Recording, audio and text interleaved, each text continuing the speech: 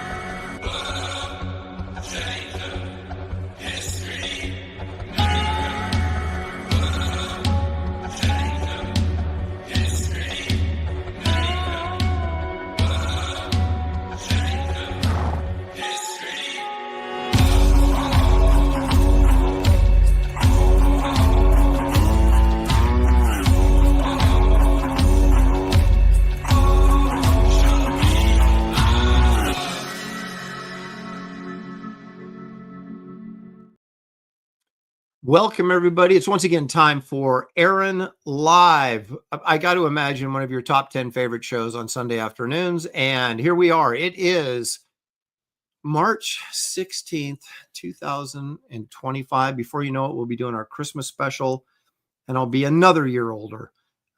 Slow the train down, God, please. Anyway, thank you for joining me. You know, I've got a guest today.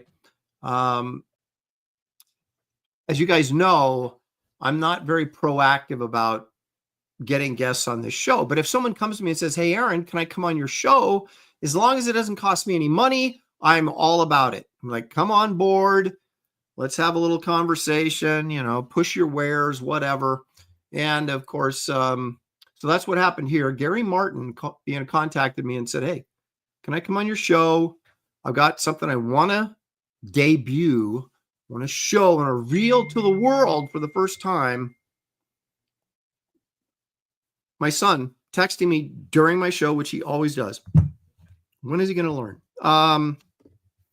So we got Gary coming on, and he's going to, at some point during the show, we'll wait till the crowd gets, you know, a little bit of a fervor going, and then we'll reveal what Gary's brought with him. But you know him from Graybeards, so now you know him from Aaron Live. It's Gary Martin. Thanks for joining us, Gary. Oh, I don't need this today, do I? No, I can read my own super chats if I get any. That's right. You're off the hook. You're a guest. You don't have to do any work at all, Gary. But see, the thing is, I don't know why you'd need to rest today, because you don't do any work on Wednesdays when you're supposed to be doing work. So, yeah, fair enough. Anyway, well, so welcome, and you've got like a treat. You've been working on a commission. We're not going to show it yet, but you're working on a commission that you're going to reveal, because it's a massive commission. Yes, and I actually crunched the numbers, and I have been chipping away at this piece for 5 years. So how much money have you lost on it? Every penny. But it's one of those things where it's quite an accomplishment when you stand back and look at it. Yes. And you go, "Hey, at least I did it." So, yes, and the client is extremely happy. I would think so. I would think so. We have seen bits and pieces of this on Graybeards, but we've never seen the entire thing, the finished piece, and we're going to see that today in a little bit. But first, this show is so big today, Gary, I had to write stuff down. That You never do that. I know. I'm never prepared, but I am today. So, but first of all, let's jump in as we do on Graybeards. Once again, my dog. Why is Amazon delivering crap on Sunday? Can anybody explain this to me? And always during my show. Anyway, so while my dog's barking, let's address the chat here. Coram says, God, it drives me nuts. Coram says, "I feel like you are my Calgon. Take me away from the insanity." And Coram, that's why I'm here. I am the mental relaxation. This is like a I'm not into yoga, but this is kind of like a YouTube yoga class. You just kind of relax, man. Just I let it think all you should do a poll. Ask the chat how many people even know what Calgon is. We have to be close to our age. You Yep. know, Calgon, take me away, bath commercials. Yep. But if I knew how to do a poll, Gary, I'd do it. Maybe I'll learn. I got to learn stuff, man. I know just enough to get by, and that's not very much. Same way with Photoshop. I know just enough to color something. Yeah, me too. Just enough. Not color it well, but at least enough to color it. Yeah. So Howler 6480 is here. Past Master Dan, he says, you are the anchor in the storm. And I'll I am. Thank you, Past Master Dan. I appreciate that. Sequential Artist is here. Greetings, Aaron and chat.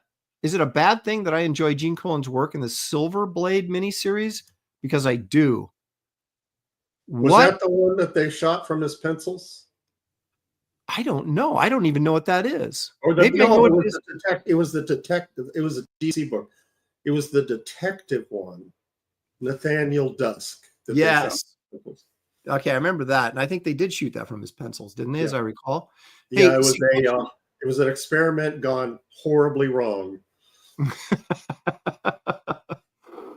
You saying Gene needs an anchor? Is that what you're saying, Dan? Well, just that they were fumbling around with the new Baxter printing process, and they didn't know how to color yet. And so to try to put color on gray tones, it didn't turn out well.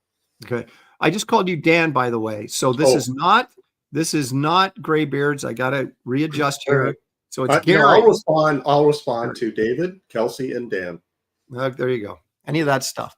So Sequential Artist contacted me about purchasing or the availability of the Dick Tracy sketch. I don't know if he was serious or not, but if you are, just email me at aaron@aaronlopresti.com or message me on if you want it, and we'll work out a deal. Creative Faye is here. She says, does this mean a Martin appearance? I can't wait for the show. Hi, Aaron and Gary. Thank you, April. Appreciate that. Robert the Bruce is here. Mark Pengrin, Randy Howell, all the way from Canada. And Randy says, Frankenstein is fine, but it's empty without Abbott and Costello.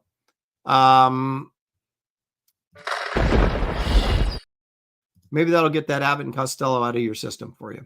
The Geek Easy is here. Spambot, the legendary Gary Martin. How did little old Aaron get him on the show? It's all about who you know. Let's see here. Dale A is here. Gary Martin, have your corn dog quota today. See, everybody's bringing you. It's not like you're a special guest or anything, Gary. It's like people are already prepared. When Gary's going to be on the show, they get their stuff prepared to start firing at you. Well, I was on a couple of weeks ago. That's true. We did the garage sale, which was actually very successful. Pity Maw says, hail Aaron, hail chat, hail you beautiful mods. Andy Dalf is here. Heat Miser, Pity Maw, Nordic Nerd. James Hunsiger is here. Leg Kick is here because Leg Kick is almost always here. Stealth X5 says, hail. And then he says, for $2, hello. Thank you, Stealth. Appreciate that very much. Stealth contacted me about a Wonder Woman commission. How about that? Would you think Stealth's a Wonder Woman kind of guy? But apparently no, I wouldn't put it past him. Yeah. I don't, on Aaron Lopresti Wonder Woman. Well, that's true. And we know Stealth is a big art collector. He's always in on the art auctions and the sales. So, yep. Best Age Comics is here. Dale A says Aaron has replaced 60 Minutes for me. Well, that's what we give hard-hitting journalism here, and it's true. Yeah, you don't make stuff up. You tell the truth here. That's right, exactly. So that makes me a better show than 60 Minutes already. Says Ronan says, this is my second favorite show. All the other ones are tied for first. Wow. That means you're dead last. Oh. Okay. Wow. That was good, though. I didn't give you a cannonball because it was actually funny, but it was still disrespectful, so I had to give you something. Marcus Killigrew is here, of course, the purveyor of all things pop culture knowledge. Aaron Cheap Presti. Well, of course. Why would I pay anyone to come on this show? No one does that. No one does that. Jerry Rasco is here, says, hey, hello, Aaron and Gary. James Hunsker back saying hello, Gary. So, we've got some friends in the chat. Let's see here. It's just my enemies aren't speaking. That's right. They're very sullen right now that I've ruined the show by having you on. Yeah. Judge Dredge says, yes, a special guest appearance from the great one, Gary Martin. Well, that's very nice. Thank you. I don't recall him ever calling me the great one, but that's okay. Yeah. Complimenting me on Aaron's show is a slippery slope. That's right. It's an insult to me is what it is. Mike McMahon is here. He says, oh, this is nice. Mike says, hey, chat, a masterclass in process here. 2 legends. And Gary, you can only become a legend if you're old. That's true. So we have hope. Well, I always look at Kevin Nolan's career and I said, you know what? He was never like a superstar like Jim Lee or anything like that. But because he's so talented, he became venerable, and everybody respected him. And I thought, I'll never be a superstar, but if I can age to a point where I actually become venerable, I can live with that. Yeah. So, well, I would argue that Nolan was an artist. Yes. I would not call Jim Lee an artist. He was, in terms of success, forget about it. But, well, let's leave it at that. Hey, Jim Lee's one of the most popular comic artists of all time. And that's a fact. So yes, it is. Geek Easy says, I can't get Amazon to deliver my crap any day, let alone Sunday. Well, I don't know. It's Shelly. Shelly, it's like there's constantly packages coming to this door, and it's Shelly. And I saw someone do this skit. It was really funny because they said it might have been like a South Park thing or something because it had cutout animation. But the guy comes in, he goes, there's this box here, and the wife is doing the dishes, and she's like, well, I don't remember ordering that. It was from Amazon, and I don't know what it is, and then they open the package. She goes, oh yeah, now I remember I ordered that, and it was so, apparently this happens with everybody's wife. It's like, they order stuff on it and it shows up and they're like, what is that? I mean, when I order something, Gary, I'm like waiting for it. I know it's coming. I'm not like that. I have, like, when a package is at my door, I know something's coming, but I can't remember what it is. Oh, really? Yes. Do you think that's old age? It's only been a week, and I can't remember. I know I ordered something. I know I'm expecting something, but it's like, oh, these new spatulas, yay! So you're just as bad. Quoth the Raven, Louis Breyerman says, we need more Calgon, the ancient Chinese secret, huh? That wasn't Calgon. That was the dishwashing liquid, right? Wasn't it? When the old guy says, Calgon, yes, good memory. It's like, how do you get your hands so soft? Ancient Chinese secret. And then his wife is in there doing. Was that the one that they dropped a pearl in the bottle? You remember that one? I don't remember. I just remember the ancient Chinese secret thing, and the guy was like, yeah. Because it was a cleaners, right? Like a dry cleaners thing. And it's like, how did you get that stain out? She goes, ancient Chinese secret. And then it's like some, Tide or something like that, I think is what it was. Paul now look at this. Says David. David's in the chat. Good. Chinasa, I'm sorry if I'm destroying this. Watching from Nigeria. How about that? Wow. Well, I would assume in Nigeria you've got a lot of things that would be much more fun than watching this show. Kill it at the very beginning, Gary. Just chop us off at the knees. This poor girl. If I was in Nigeria, do you think I'd be watching this show? I know no you way. would be. I know you would be. The Peanut Gallery, recovering from kidney stone laser surgery. Good to be here, dude. Wow. You have my sympathies. I've had kidney stones removed twice, and it wasn't with lasers, if you know what I'm saying. So that is not fun, regardless of how they do it. Peanut, is lasers less intrusive, if you know what I mean. I would think I'm going to ask about that if I ever have to have kidney stones removed again. It's like, what's about this laser thing? Can we do that instead? Now Geek Easy says, I remember Calgon, Ancient Chinese Secret. I'm going to have to look it up. Okay. Let's see here.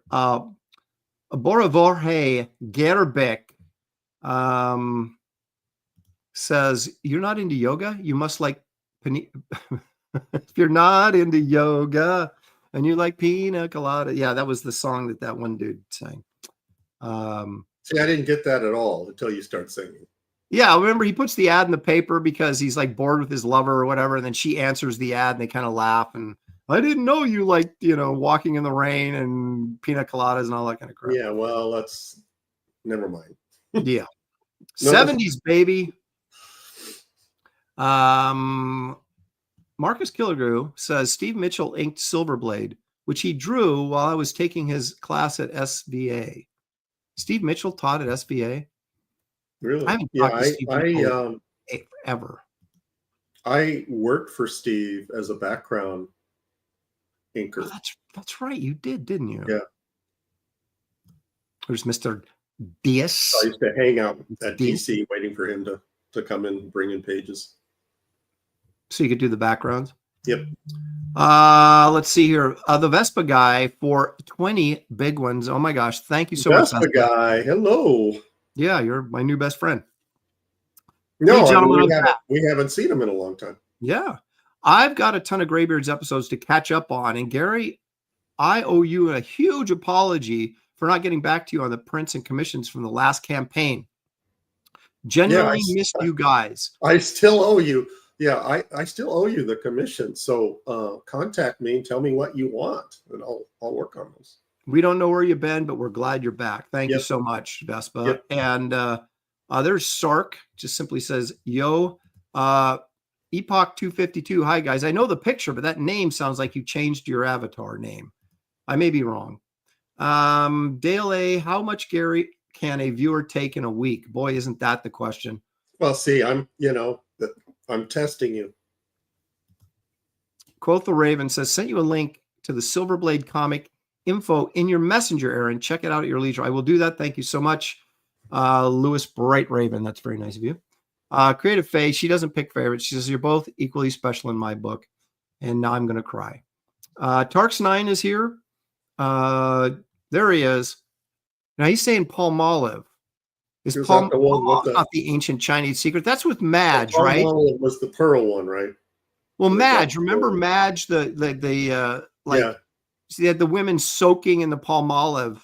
Oh, that's right. That's right. Yeah. And she'd go, you're soaking in it. He went, dishwashing liquid? Yes, but it's Palmolive, and they put their hands back in it. It was just like, oh, okay. In that case, in that case, since it's Palmolive, I'll stick my hands back in it. Oh my gosh. Again, about David, we are so thrilled to have him back on Graybeards. Very excited that he's going to be back regular with us on Wednesdays. Jim Baked Alaska is here. Thanks for joining us, Jim.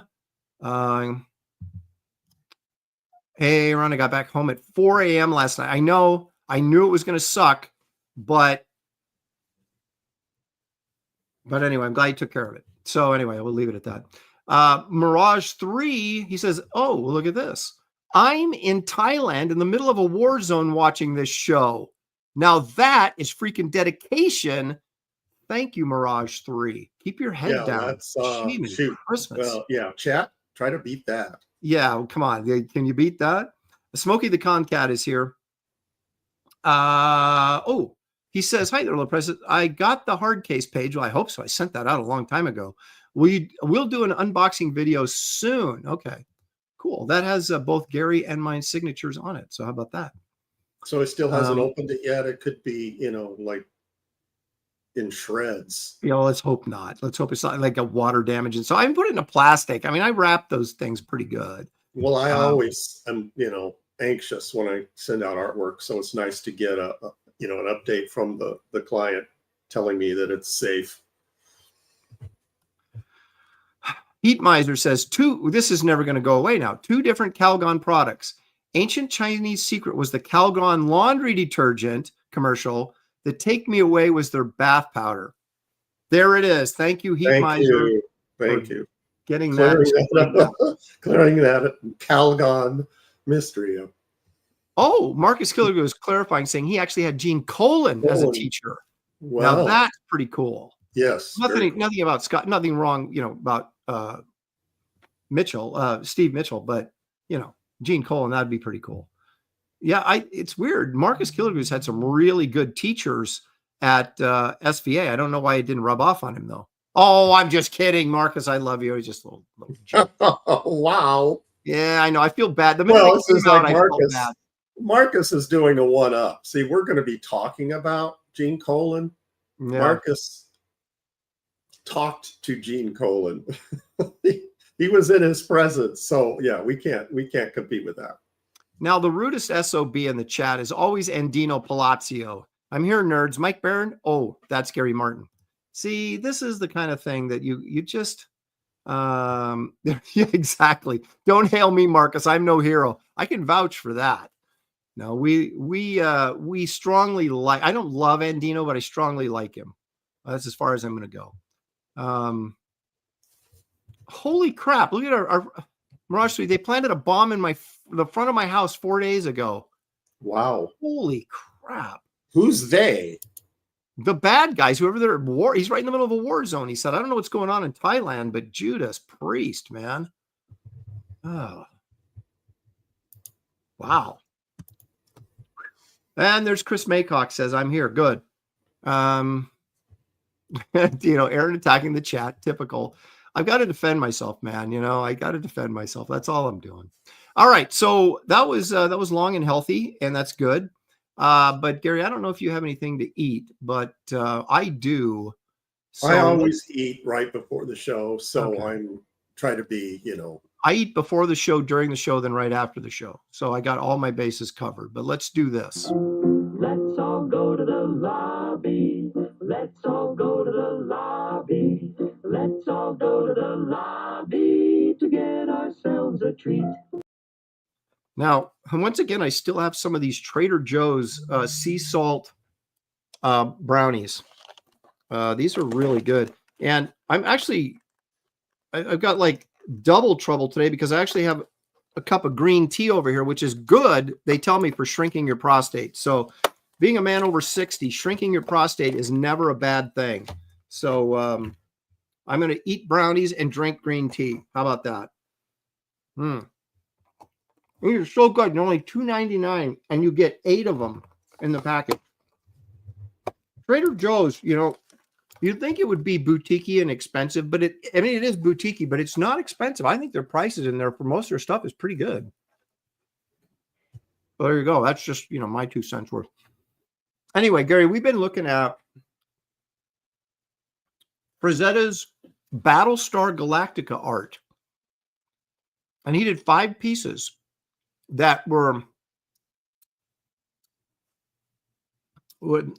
developmental artwork for the series before the series came out. So he was given like scripts and he would do some illustrations, and they're all way better than the TV show.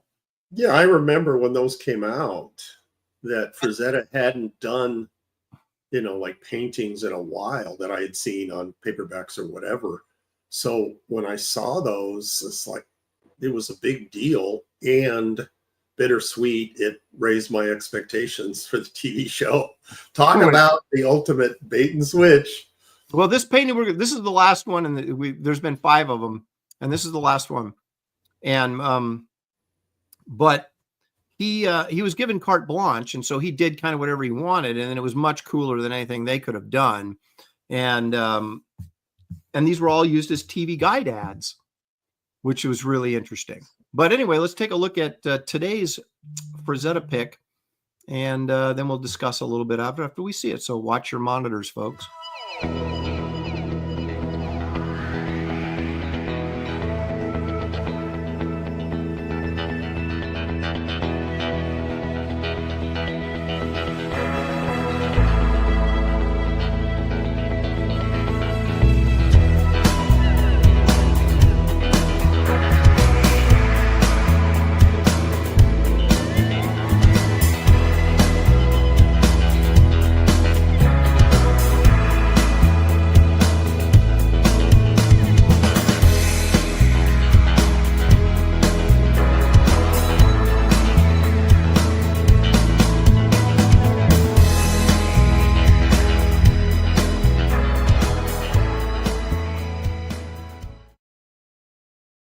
Can you imagine having a creepy guy like that in the episode? You know they didn't.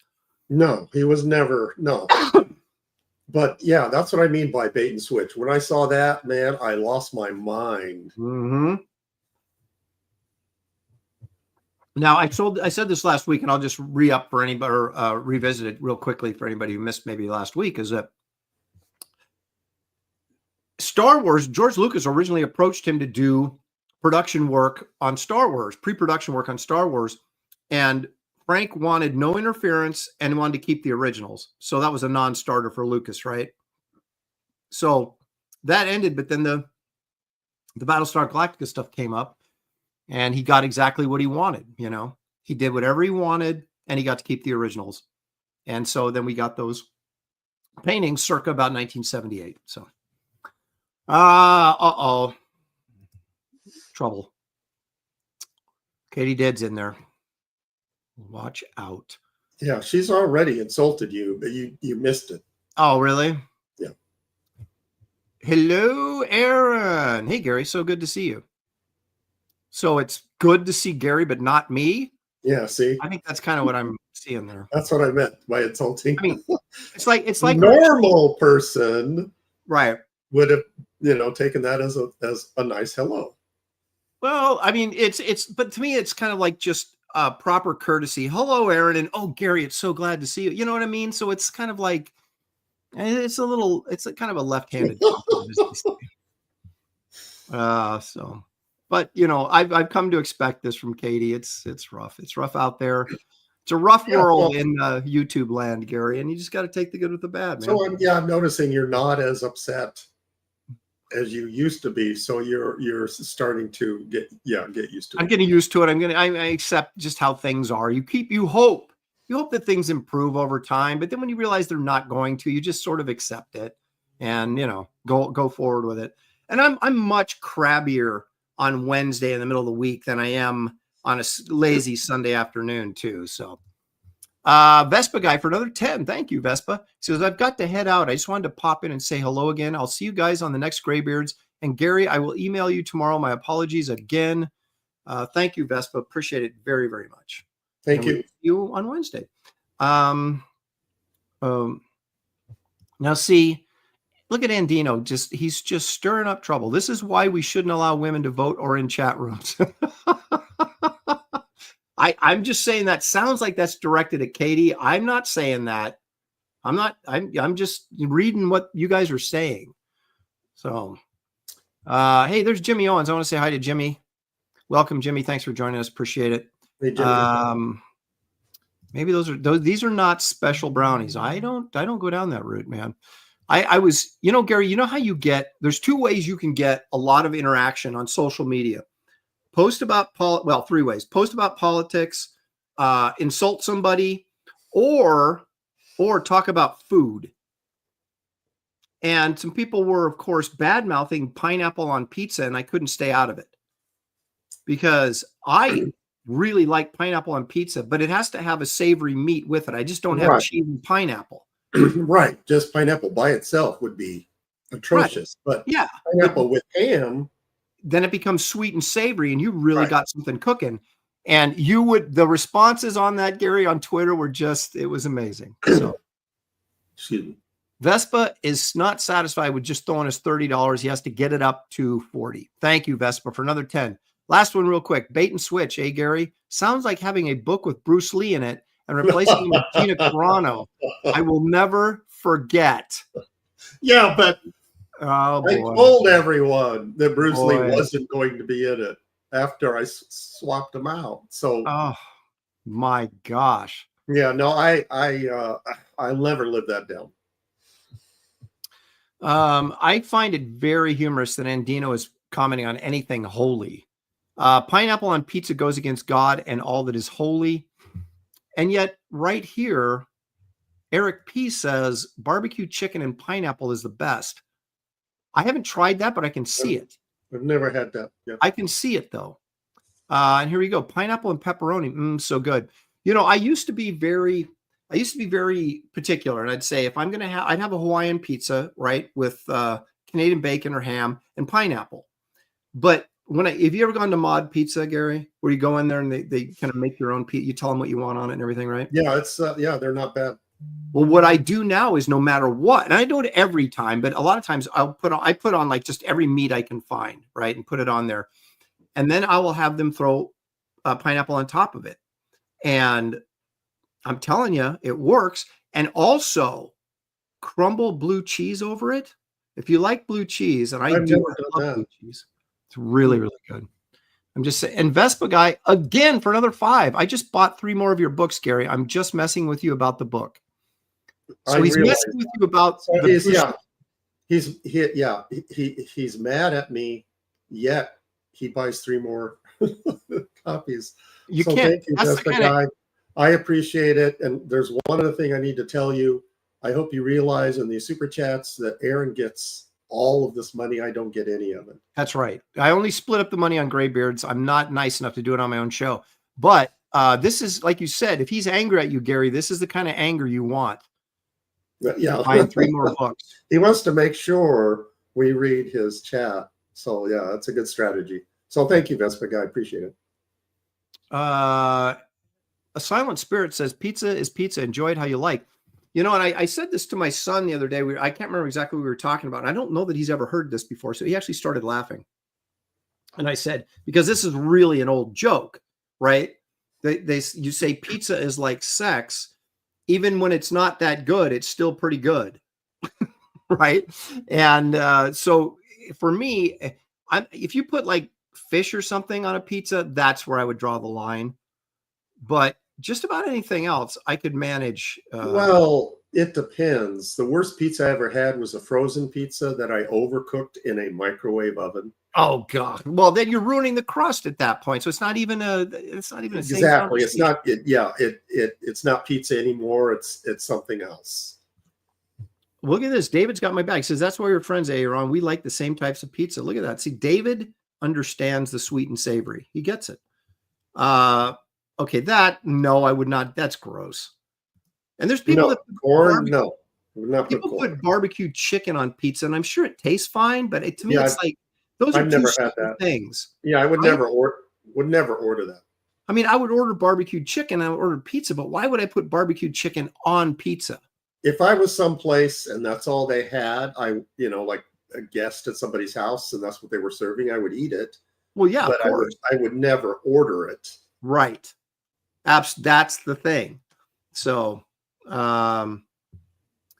Dennis Rodriguez says gorgonzola on margarita pizza is good. I can see that. I'm totally on board with that. But I just don't think if you just put cheese on a pizza, that's not enough for me. I know there's some people that are just kind of that way. They're like, oh, just give me the cheese pizza. Like girls, for some reason, are a lot like that. We would have. Well, I'm sorry. Go ahead.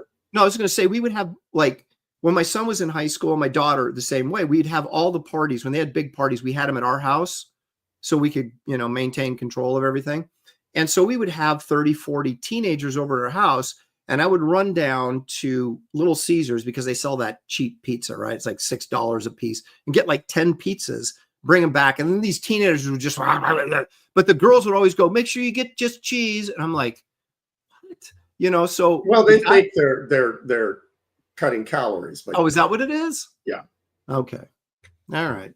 I have to say, the best pizza I ever had in my entire life. Was the pizza that I got in elementary school cafeteria lunch. Those lunch ladies would just take like French bread, put sauce and cheese on it, and I could not get enough of that. And to this day, I try to replicate that, and I haven't.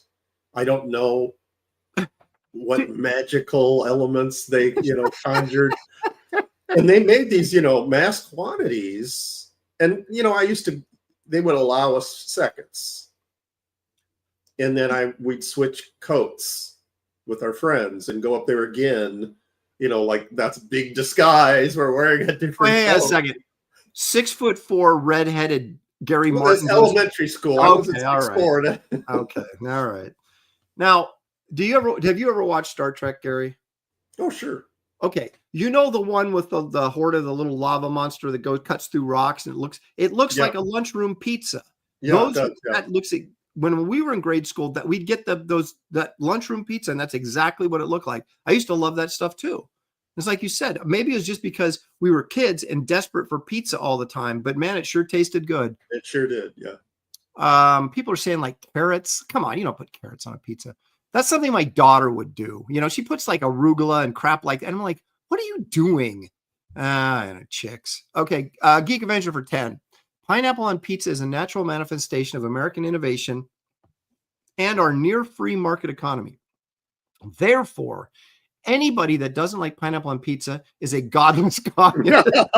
I like your thinking. There it is. See, it's just like one step naturally leads to the next. Yeah. So if you if you don't like it, you're a pagan. Yeah, I'm not disagreeing with that. David says, Gary, do you think SpaghettiOs are still good to you? I never liked SpaghettiOs. Even as a kid, I didn't like SpaghettiOs. I didn't either. They were too sweet. There was something kind of gross about them. And the pasta was always like super mushy. Yeah, although I would eat the Boyardee spaghetti and meatballs in a can. Although the meatballs had their own sort of flavor. Yeah, I doubted that Boyardee was an actual chef. I didn't like anything that he made. Headless Bourgeoisie says salami and artichokes are great on pizza, though it does sound weird. Yes, know. It does. Okay, you know who would always have? Oh no, it wasn't artichokes. It was eggplant. Rachel Dodson. Remember, we'd go to pizza, and she always had eggplant on her pizza, and I was like, "What are you doing?" Yeah, typical girl. Yeah, I was like, "What is this?" You know, everybody else is the guys with salami, and she was the only girl in the pizza. Ann Timmons was there for a while, but I don't know if she probably went to pizza with us, but I can't remember ever what she got. But I do remember Rachel always ordering eggplant on a pizza, and I was just like, "What is going on, man?" David says you're missing the point, G. I know he was referring to the commercial. You know, it's like they're good to you or something like that. I know that's what he was doing. No, I remember the commercials. Yeah. But I have a mental block when it comes to Chef Boyardee. I wanted to love it, but I actually hated it. Yeah. The only true pizza is pepperoni, says Bibliobob. Now, this is interesting because Bibliobob is, unless I'm mistaken, is across the pond in jolly old England. Do they even have pizza there? That's amazing. But yeah, pepperoni is the standard for sure. But I like pepperoni on there. I always have pepperoni on it, but I'll add, salami, or there's an Italian sausage called linguiça linguiça that's really good. If they have it, to throw it on there. Sometimes bacon, sausage, always on there. I mean, just meat it up, man. Look at this. This is what I'm talking about, Gary. You bring up food. We could do a whole 2 hours on this pizza thing, and it would keep going. I guarantee it. But we're not going to do that. Ruth Sanders says he's correct. I assume she's referring to me. Bibliobob says, I have pizza. My neighbor is Italian. Okay, well, there you go. Nice. But I wonder if you went to Italy and ordered pizza, it's not going to be the same thing you're getting here, I don't think. Would it be? No, but it's probably better. Oh, great. Once again, Past Master Dan clipping me. Meet me up. Alo Presti. Okay. Good one. There's another one. Just meet me up. That's what she said. Okay, yeah, here we go. See? Yeah, that's what she said. Yeah, see, that makes it. Yeah. Yeah, Gary, I blame you for all of this. You blame me. I do. See, I didn't touch that one. I didn't touch it. Okay. Now I'm getting corrected here. Smokey the Concrete. It's pronounced linguiça. Okay. Thank you. Well, my dad always mispronounced it, and then that's where I learned it from. So I never like got a dictionary or anything and said, how do you do this? Is like Art T. Bear went through like half his childhood pronouncing his last name wrong, and his teacher corrected him. This is funny. We're never going to get off this topic, but so Craig69 says, did you ever have pizza on Pi Day? Shelley, when she was teaching math in high school, on Pi Day, she would actually have she would bring in pie, and anybody could bring in pie if they wanted to, and then they would serve pie and talk about pie, but she never did it with pizza. It was always like fruit pies. but she was on that. You know what I have to say about Pi Day? Yeah. Pi Day is for amateurs. Oh my gosh. Okay. Every day is Pi Day. Well, okay. Do you know that if you like, I don't know how you get this stuff. Like, you must be able to buy it somehow, but like, there are like there's a certain day during the year that's official, it's official donut day and all this bacon day. I mean, like, who do you pay so they can say today is official errand day? No, I mean, see, I that's would do that. The bacon industry comes up with Bacon Day. You would think so. It's like International Donut Day, and you're like, what? All you have to do is pick a day and announce that it's errand day. That's all. Well, I could, but I mean, don't you have to have some sort of? Who's gonna? No, it just catches on. I mean, who's gonna argue with you? Okay, all right. Well, that's true. I mean, is that like you can name a star, and they put it in a registry and send you the certificate that you named a star? Like, it's such BS, right? Yeah. How do you know? 100 other people haven't named that exact same star. Exactly. So just pick a day do a little research, find a day that hasn't been picked. And that's all you have to do. Official errand day and see if it catches on. Yeah. And just sit back and, wait for the gifts to come in. I think you're onto something. I really like this. I'm going to write this down because I think you may be right. All right, Gary, enough of this pizza talk. We could do this all day, but I'm not going to. I'm just not going to. Let's take a look at, I've been doing a series of, guys that I think are good comic cover artists. And we're just covering them through the golden age we're into the silver age now. We've done Jack.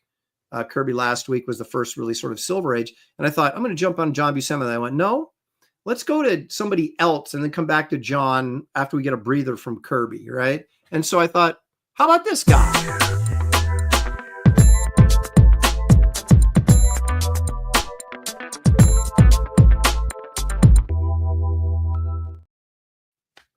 Now, those of you waiting in the wings for Gary to reveal his big commission piece, we'll do it right after this. So spread the word. Let's get the viewership over 300 so that when Gary reveals his piece, that everybody can see it. That's what we all want. Okay. These aren't in any particular order, Gary. It's not like a top 10. It's just some of my favorite Gene Colan covers.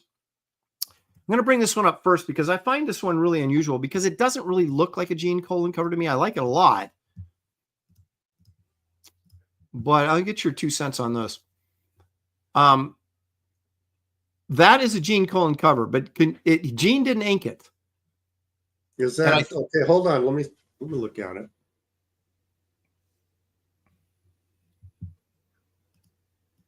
Is that Romita? That's what I thought, but it's not. And look at the figure. Does that figure even look like Colan? No, it doesn't. Neither one of them does. But he drew this, and it was inked by Giacomo. Yes, Frank Giacomo. You're right. Good call, Gary. But I thought there's like Giacomo and some of Gene's earlier inkers just inked him straightforward like any other guy. It wasn't until like Tom Palmer where Palmer inked the subtleties. I don't think Romita or Giacomo or any of those other guys inked his subtleties. And so I had no idea, in this era that Colan was hard to ink because, those guys were so good that they just can, convert it to a comic book illustration. Yeah, just polished it up and made it look like Marvel House style. I mean, that Daredevil face on there looks like Romita. Yeah, it does. But Giacomo inked everybody. Yes, and he was one of those, really solid guys. I don't think he's gotten his due. Yeah, that's true. But I really love this cover. I love the figure work on both the, the Jester and that Daredevil figure is amazing. Mm-hmm. I mean, it's very animated, but it doesn't look wonky. Right. And Gene Colan is the king of wonky. Yeah. Yeah. And that's why you look at this and go, I had to double check this because I go, God, it doesn't look like Colan. But anyway, so that's the first one. He did a lot of good covers. Now, see, I wonder if it was just like a layout, and it was one of those, Giacomo, we need you to turn this over like in an hour, and then they grabbed the photo for the background. And you know, that's a good question, because if Gene had just, say, for example, done like layouts and really left the door open to whoever inked it, in this case Giacomo, to do the finishes on it, he could have shaped it very differently than what Colan would have done, said, if he'd inked himself or whatever. But now this one, I mean, that's, you know, I don't care who's inking it. You can tell by the position of this guy, the figure. Yeah, this is totally Gene Colan. Yeah. Yeah. And I don't know who inked it, but that looks like Giacomo again. It could be. And it makes you wonder, like we just talked about, is if the first one was a layout and this was more of a finished pencil from Colan, because all the trademark Colan stuff is there. Yeah. I mean, look at the size of those feet. Yeah. Totally Colan. And I remember this was the first appearance of Captain Marvel. And I was at a convention. I think I mentioned this on Graybeards, at a convention with Jim Starlin, and he was talking about this, that his, you know, how different his Captain Marvel was from this one. He called this, he said, Gene Colan's Captain Marvel, I call him the Cosmic Marine. Yeah. Yeah. Well, that's what he was until Gil Kane then redesigned the costume, and then Jim Starlin took it over a couple issues after Kane redesigned the costume. And I don't mind this costume, but he's much cooler than the Gil Kane costume. Well, this one, he's just kind of this, you know, generic, you know, space guy. Man. Yeah. Yeah. But I still think it's a good cover, because you've got this huge centralized figure that draws your attention in, and there's still some storytelling going on in the cover. So it has both elements that I really, really like.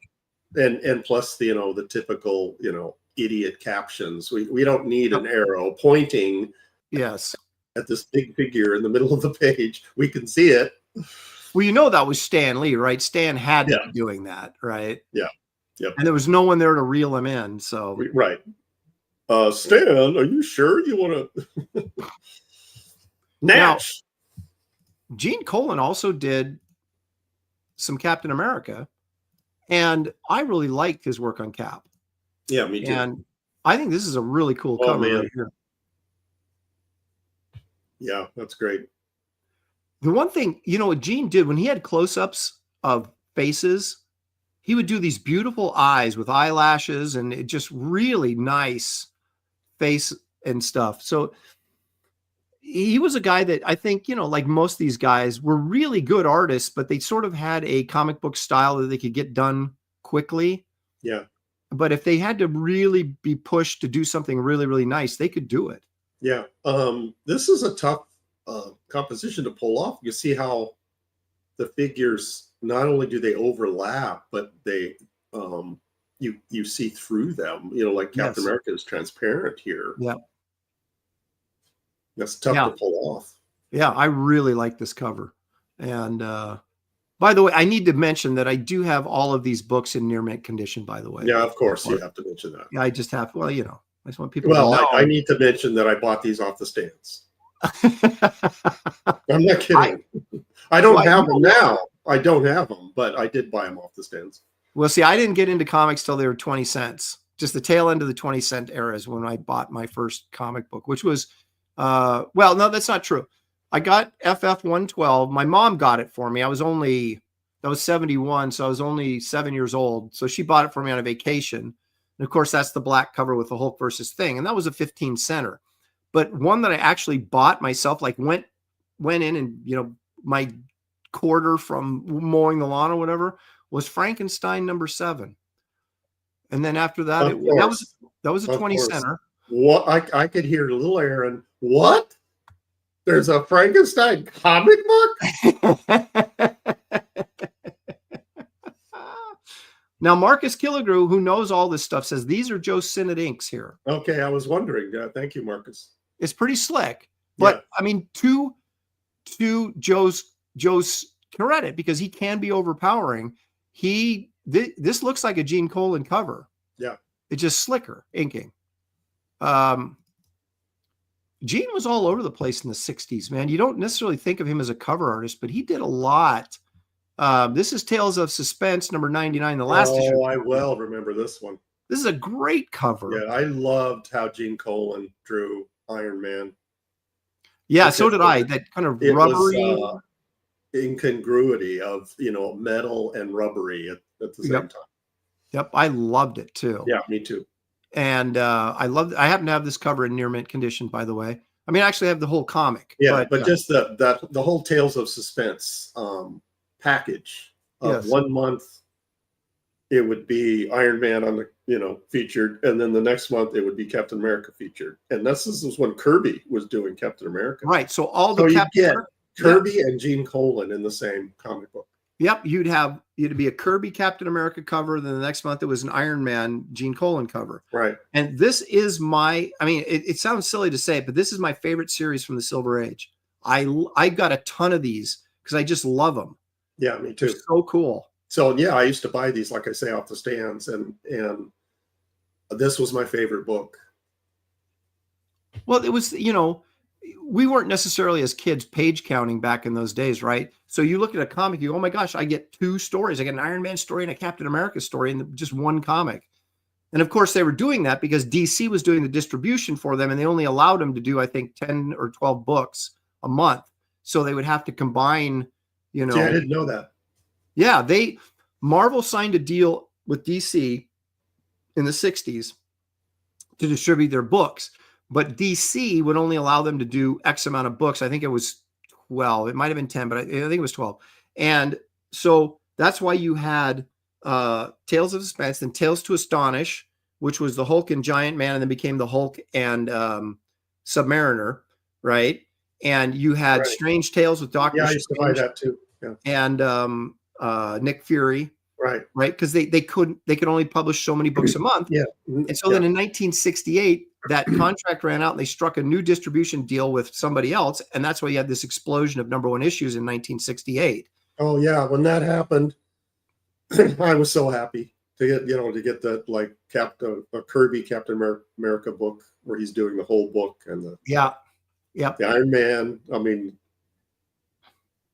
that's the only time I read Doctor Strange, because it was in with Nick Fury. Yeah. I was never a big Doctor Strange. I would always if Golden did an issue, which he did, that was just brilliant, you pick it up, right? Or it's special issues, I pick it up, but otherwise I never read.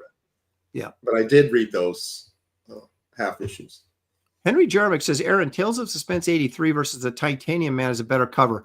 I respectfully disagree, although I do like the cover, and I do own a near mint copy of that book, by the way. Just saying. What were your feelings, Gary, on Gene Colan's Howard the Duck? I loved it. Did you like him better than Bruner? Yes. Really? The art was much better. And Steve Lealoa was inking him. So that he was also inking Bruner, though. Right. But Lealoa on Gene Colan, I had never, at that point, hadn't seen what a real, top-notch illustrator could do on Gene Colan. Mm-hmm. So yeah, I loved it. Well, this is odd. This is my favorite Howard the Duck cover that he did. There's some good ones, obviously. I just love the fist. I love the face. I think he just nailed it. I'm still partial to Bruner, even though Bruner he did the first 2 issues, and he also did he did 2 Howard the Duck stories in Giant Sized Man Thing, 4 and 5. One of them is The Vampire Cow, which I highly recommend reading if you have not read that. Yeah. And but I did love Colan on this. You know who I also really liked? John Buscema did issue number 3 of Howard the Duck, and I really liked how he drew Howard the Duck. Well, I like that too, but not as well as Gene Colan. And the reason why I like Gene Colan better than Bruner could be great or he could be mediocre. to That's me, very true. He That's was very he true. was inconsistent. Yes, that is true. I'll give you that. You know, every once in a while he'd do something amazing, and you're like, "Oh, he's great," and then you see something, and it's like, you know, what's this? So he was inconsistent. Giant size man thing, geekies. You know, that joke never gets stale, does it? Yeah, Does it?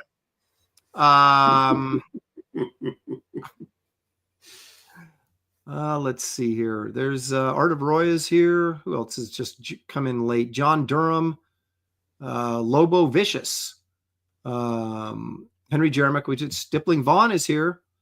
Now Stippling takes it. He says, "I never cared for Gene drawing Iron Man. His metal looks like tissue paper or rubber." But that's, I mean, yeah, there's people that hate it because of that, and there's people that love it. I'm one of the guys in Gary that love it because of that sort of rubbery. It just doesn't make sense, but you love it, you know, Yeah, or you hate it. I guess it's like Kirby's Anatomy.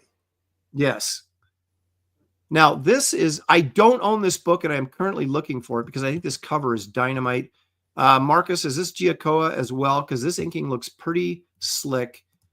You tell me. I love this cover, though. I love this. Yeah. First of all, again, big centralized figure, but look at the posture here in the yellow Daredevil. Just that is a great figure. Yeah, it's a great figure, and you got these two, you know, doofy guys with their wrinkly clothes, as Gene Colan would always do, right? Like these guys always slept in their clothes. Yeah. And then notice that on the villains, they've got underlighting. Oh yeah, Daredevil doesn't have underlighting, but the villains do. That's right. Well, because that's right. You're right. They do. How about that? Oh, Marcus says that's George Klein. Now I like George Klein. Yeah, me too. A lot. Yeah.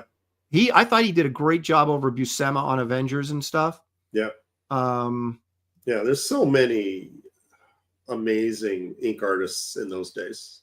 Yeah, Blue Boy says, "I love that Colan made all clothing flow like Dracula robes." It's true. Yeah. So Gerbeck, Borovohe Gerbeck says that could be Adkins, but Marcus Killiger is saying that's George Klein, and Marcus knows everything. So I'm going to go with him. But look at the feathering lines on this head right here. I know. They're real tight. Yeah. On the shoulder too. I was looking at that. Yeah. I mean, that's really nice. That's the inker interpreting Colan's soft edges, because Colan did not draw that. Right. He just, you know, like used the side of his pencil and soften the edge. And so the inker had to interpret it. Yep. And that's why every inker looks different on Gene Colan, because there's so much to interpret. Well, that's the thing. You either go dry brush on the edges or you feather it. And there's a variety of ways you can feather it, you know. Yeah. But I love this cover. I just haven't found a near mint copy at the right price yet. But I will get this book. Remember the first time I saw Gene Colan's actual representation of his art was some of the war stuff he did in those Warren magazines, like Blazing Combat. Yeah. Those were only only did 4 issues. Every one of them had a Frazetta cover, and they're expensive as heck to get in the collector's market because they've collected those in trade paperbacks, and so you could get them. You know, and you see like the gray tones that Colan would use, and that's what these inkers were trying to deal with. Yeah, I mean, it was a different mindset back then because you had to get the work done, but you know, now when pencilers are so touchy about everything, it'd be like, you know, like you said, when you inked Rude, he did a lot of side of the pencil type stuff, right? Oh yeah, I mean, he didn't do much feathering at all. So you then have to go in and make that decision. Say, am I going to dry brush this edge and try to replicate that soft pencil, or or did you grease pencil, or did you feather? What did you do? It was all dry brush. Okay. Because the first time I did it, Steve was really good with feedback. I mean, like on both sides of the coin. If he loved it, he would tell you, do that again, do that more. If he hated it, he would tell you, don't do this again. So it was a really good learning experience for me, knowing, you know, figuring out what he liked and what he didn't like. And that improved me as an inker. Did you guys, like when you were doing the Moth, for example, because I know that was very sort of Kirby inspired, and there was a lot of rough edges around that. Did you guys talk, or would he let you just do your thing and then tell you where you were wrong and where you were right? Or did you guys try to discuss and get an idea of what he wanted before you did it? Before I inked any of his stuff, we had a long conversation about inking and the ink artists that he liked, and that kind of thing. And then after that, it was just me going for it. And then he would print off, he would make Xeroxes of the whole issue and write notes. And so I'd get a package, he'd mail them to me. This was before, the pressure. Yeah, he'd mail me the Xeroxes, and I'd sit down and panel to panel, every single page had notes of stuff that he loved and stuff that he didn't like, and he would like show me different techniques, or sometimes he wouldn't talk specifics. He would talk. I think I've mentioned this before. Like there was a panel where there was like this shadow, a creepy shadow, and he wrote in the margin a note saying, "Gary, make the edge of this shadow look scary." Well, yeah, I'll just pull out my scary technique and scary brush technique and get right on that. Yeah.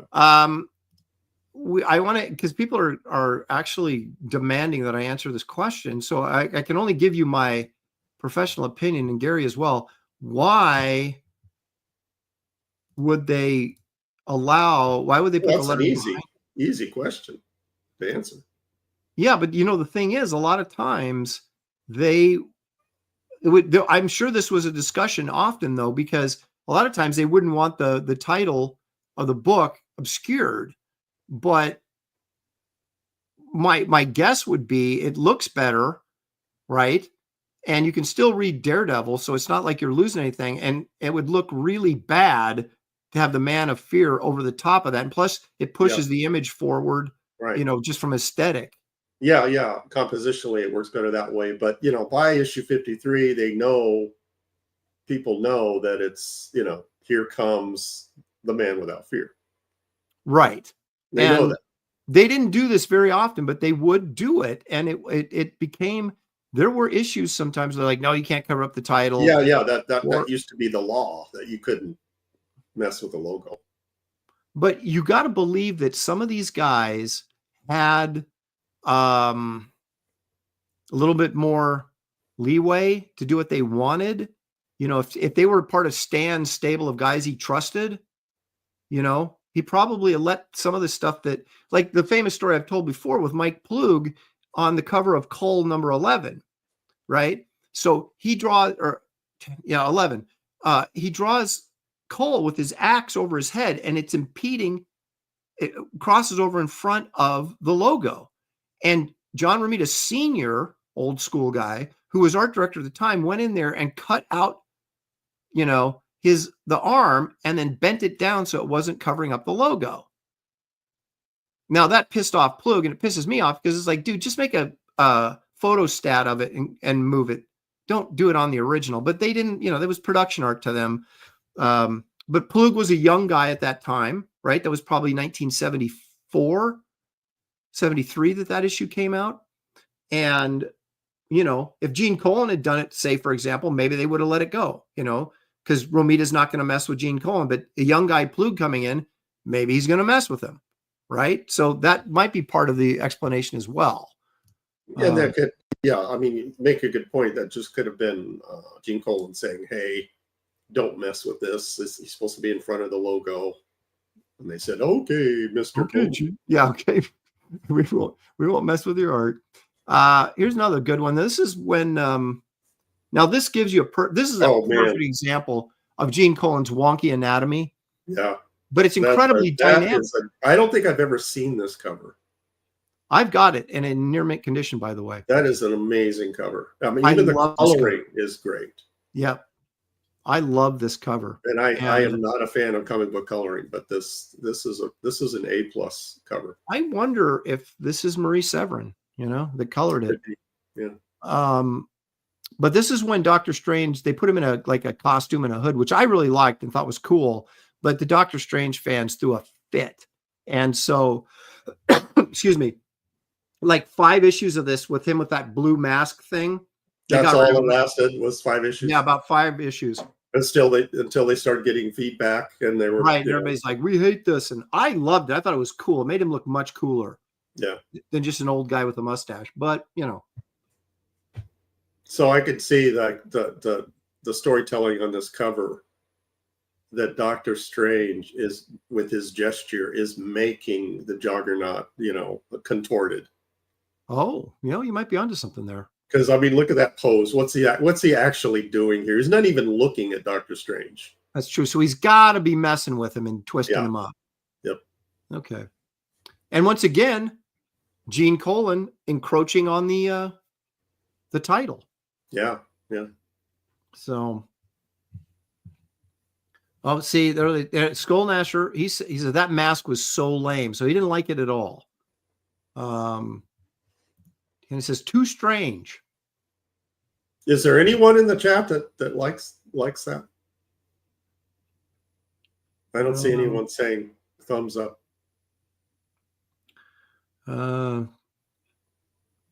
Bibliobob says, I'm a young boy who's buying his first comic and gets a title with missing letters. Should I buy Spider-Man instead? Did anybody ever really think that way, though? Bob, you were a challenged reader that you needed every letter.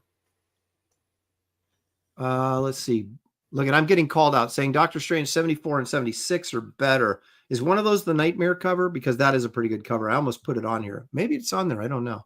This is just for whatever reason. These are my favorite covers of Gene Colan. I'm not saying they're his best covers. I'm saying they're my favorite. They're Aaron's. Yeah. So you can't argue with Aaron's choices. That's right. It's subjective. And Marcus is saying that Tom Palmer inked and colored that cover. Okay. Really? Well, that's why it's, an A+. Let's take a well, it's kind of getting fuzzy here, but yeah, look at his leg. You see that real delicate rendering? That's Tom Palmer. Yep, of the heavy line and the delicate rendering, and very and like look at the buccaneer part of the boot. Yeah, through here. Yeah. This is when he was about the same time he was inking Neil Adams on those X-Men issues. Yeah, you're right. And this is, in my opinion, this is Tom Palmer at his best. Yeah, I agree. And it's funny because he was really young when he was doing this, right? Well, he came from, I had a conversation with him when he contributed to my inking book, that he came from a commercial art background. And so his sensibilities were different going into comic art. Well, and it makes some sense. Of his techniques and his approaches were, weren't. Well, Neil Adams and Gene Colan were both very illustrative type artists. And so that may be why Palmer just really worked well with them. Yeah. Okay. This one, I think this is a great cover. And I actually also have a near mint copy of this. Just saying. So those are 2 issues. Oh, okay. Yeah. See, here again, the transparent figure. Mm-hmm. That is not easy to do. This is an amazing. I mean, you see a cover. They don't do covers like this anymore. No. Super graphic. It just grabs you. How do you not? And you're at your local mom and pop grocery store or at a comic book shop. How do you not buy this when you see it? Yeah, I mean, that's the thing, right? The art of selling the book has been completely lost in this generation. I mean, you have people that draw really nice pictures on the cover, but they're not really selling the book, and these covers how do you not buy this book? There's 3 colors on this book. Yep. That's it. Pink, red, and gray. Yeah, there you go, Giacomo again. Okay. Thank you, Marcus. Thank you, Marcus. Yeah, I mean, I love this. Again, big head of Doctor Doom, and then you worked Daredevil. I mean, you like getting both characters huge on the cover. This is just great conception and execution design. Yeah, I wonder who designed that. You gotta figure Colan did, right? I would assume, but they had, like actual art directors working then. It could have been That's true. John That's Romita. true. Yeah, that's true. All right. There's the first issue of Doctor Strange with the funky mask that everybody Okay, see, that's very cool. Yeah, I like that. I don't know. I don't know. Old guy Doctor Strange. I think people by this time, this was 1968, maybe 69, because I think this was 8 issues into his run. So this probably is 1969. And Doctor Strange had been around since what, 64, I think.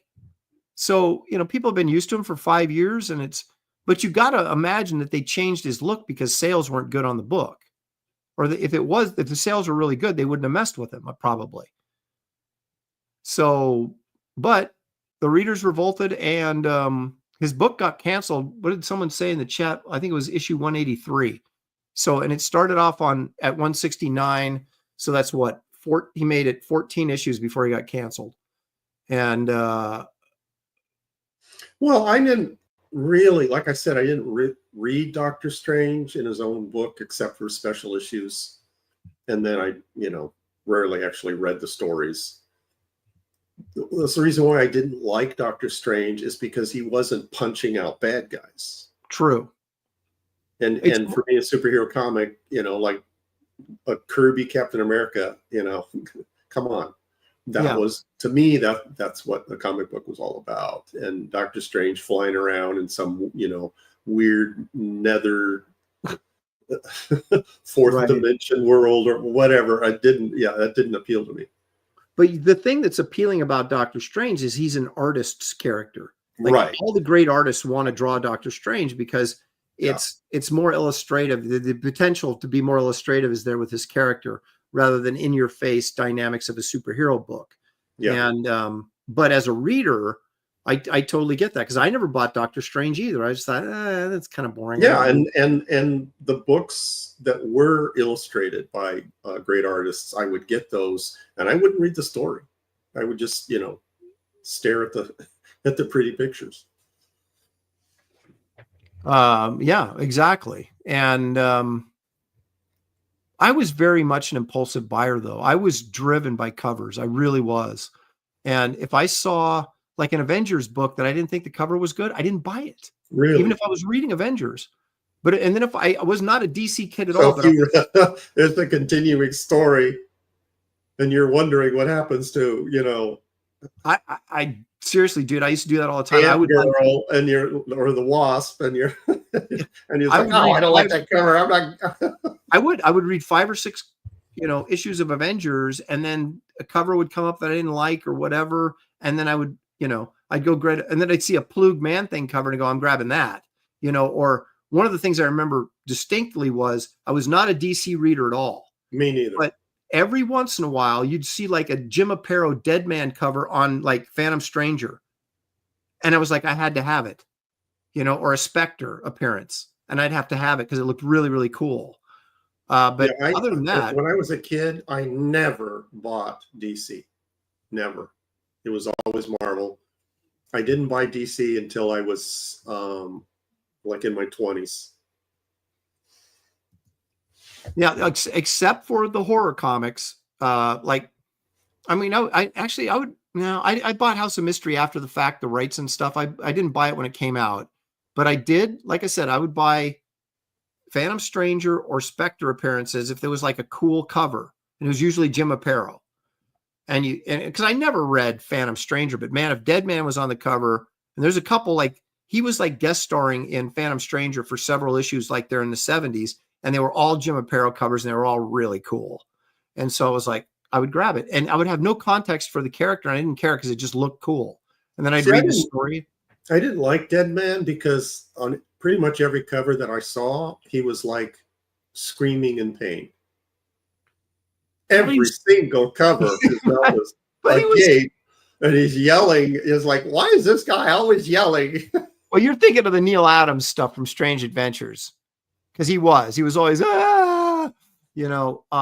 but those kind of random dead man appearances on the I should pull some up because there's like one where he's coming out of a grave that Aparo. It's just cool. I'd like to see that. Well, let's finish our colon here, and then I'll pull one up. Okay, so this is probably Gene's most famous cover. Yeah. And see, talk when that about came out, shoot.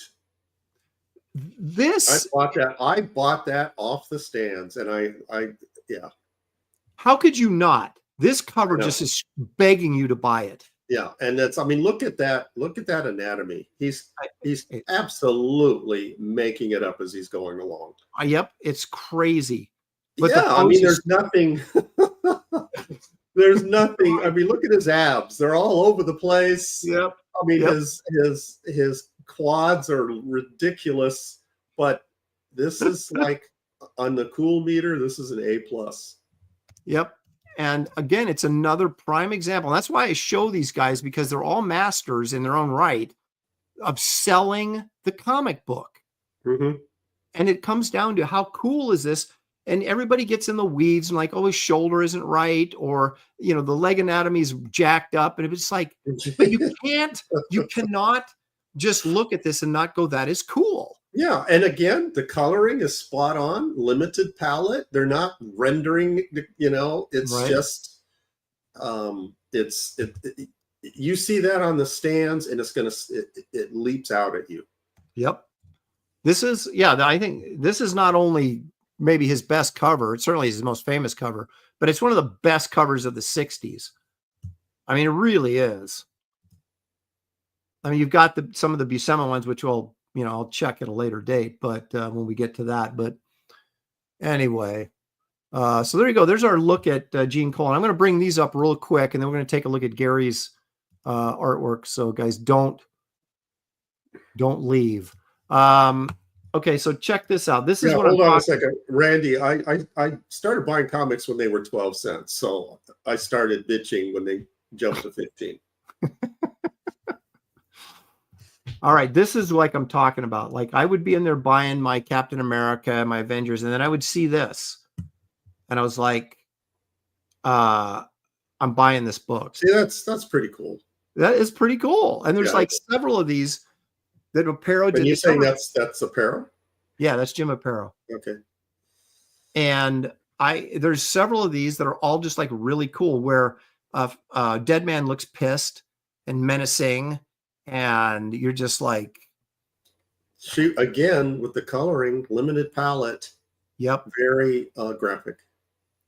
And I'm one of those guys. I'm an old school colorist, and I get that everybody loves, the hyper rendered stuff, but I'm telling you, there's a lot going on here. I mean, look at the textures on the gravestones and that wall, and the costume.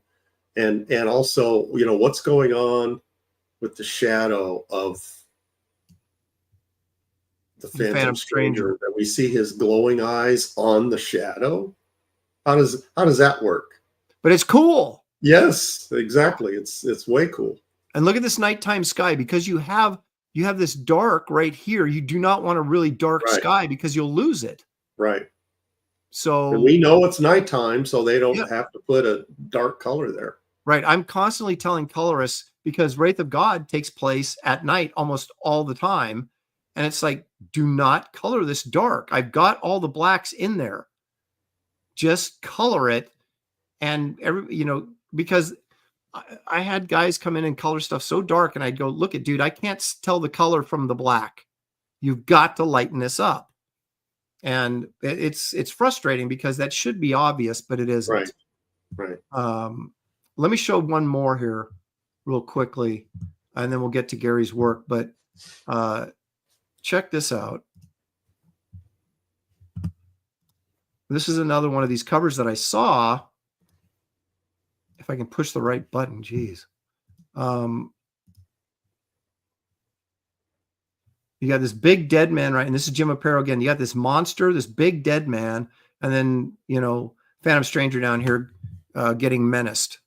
And some chick getting menaced with her bell-bottom pants. But I would see you know, I would see this and I would go, oh, that looks cool. And I'd buy it, you know, but I would never buy Phantom Stranger other than they had a cool dead man on the cover, you know?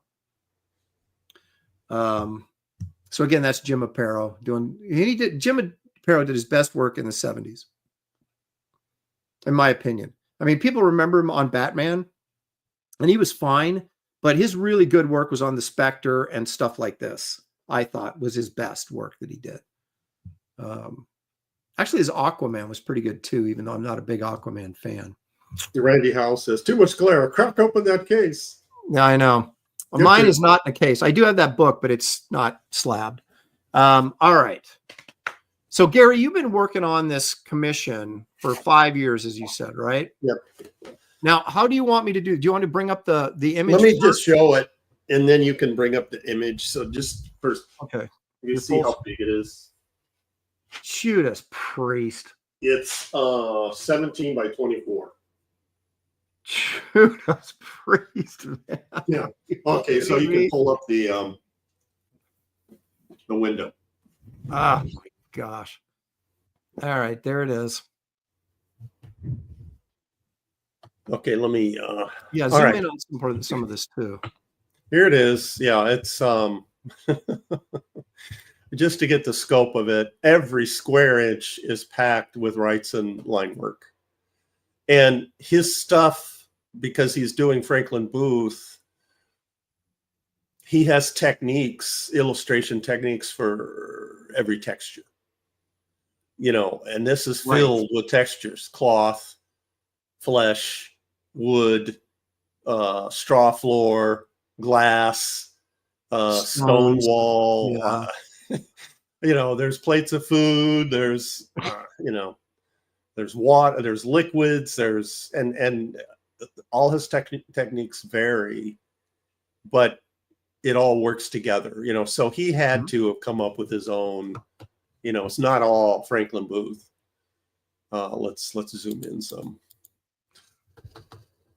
Okay, here's the main figures. So it's just, you know, him translating gray tones into lines. And because it's the Booth style, that he uses his gray tones for depth. So when we pull back, there's not that much white in this entire piece. Right. Most of the white is on the bride on the table and Victor. Everything else is literally everything else has got line work on it.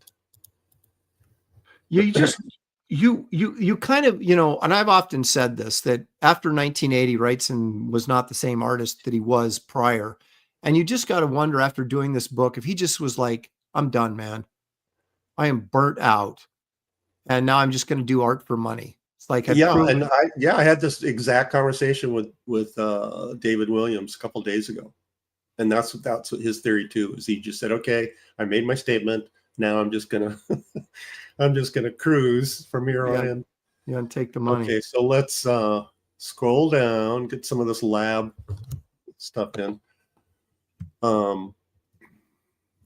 Layer upon layer upon layer of stuff. I mean, Wrightson was a nut. Yeah, you've got to be, I mean, you've got that kind of personality, like, you know, Brian Boland too, where you've got this kind of detail, but you have to be the kind of person that has the kind of patience to do this and not get bored with it, you know, and just start hacking because you're like bored. For me, it was a texture thing that, like, if I was working on, let's say the leg of this table, the light and dark and the texture of it is what I get off on. It's like, okay, that just got clipped. Yeah, well, you've got to find that motivation, right? That's something that you're getting pleasure out of the process, right? It just becomes so laborious. Like these books back here behind the leg, and how he rendered the grays and blacks, and the binding part, the book cover and the book pages, and it's it's basically problem solving. And also on top of that, I'm making everything with a brush. So it's also an exercise in brush control. So there's a lot of things going on for me, okay, like this bottle back here. These thin lines, so I did them twice. Then I inked the thin line, and then to get the darker part behind, see, this is the liquid here, and then the darker part behind the bottle is to go again on top of those lines with another line to make them thicker. Well, and the other thing to remember, the same thing here. You see this bottle. These lines start in the black, the thin ones, they go up to the top, go to thin, and then I go again on top of this line and then stop here. And so you get this fade to the liquid. Now, let me ask you something on talk about getting into the weeds here. These two bottles that you just pointed out, you did not define with a line where the liquid was in that big bottle underneath the table, but you did here on the one. Yeah, that was Wrightson. Sometimes, sometimes Wrightson would ink the line and sometimes he wouldn't. Okay. I don't know, why he did it that way, but so I tried to be as faithful as I could. I know Gary Martinisms are gonna, pop up in there. Well, it's inevitable, right? You've got your own. Yeah. And plus, Wrightson was using a crow quill on these, and you're using a brush, which is a totally different tool. Right. So I'm trying to mimic. Yeah, exactly. I'm trying to mimic the lines that he's using. And you see all these bottles on top of bottles where to make them transparent, you have to continue the images behind the bottle. That's all Wrightson's, being nutty.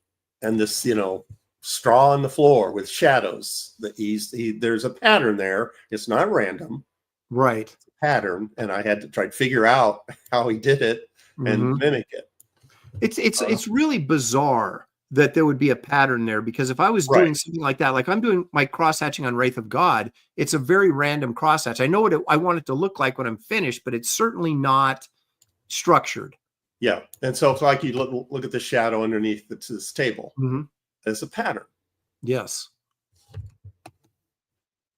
And then up here with the wood, the beams, and then behind it, the stone. I mean, I love that kind of stuff. Yeah, that's what I really enjoyed about Wrightson, the way he cross-hatched and how he created texture on rocks and things like that. And I would always go, and if I was drawing like someone on a cliff or something like that, I would go check Wrightson and see how he did it. And it pisses you off that you're like, and maybe Wrightson was looking at somebody else and getting it from somebody else, but you kind of feel like, how did he figure all this crap out? And I have to go look at him because I can't figure it out myself. I do the same thing. Well, like this back here, this wall is this is a straight up Franklin Booth technique. Yeah, that's true. Where they're basically really thick black lines with very close to each other, so it creates these white lines. Right. It's when I begin, I'm doing this with one stroke, but then as the lines get thicker, I'm doubling up, tripling up, but still trying to ink them as close to each other as I can to get that sliver of white in between.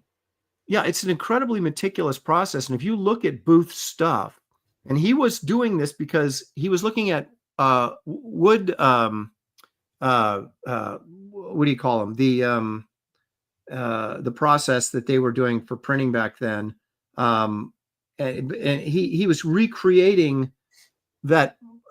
What the heck is it? Gosh dang it. Someone help me out.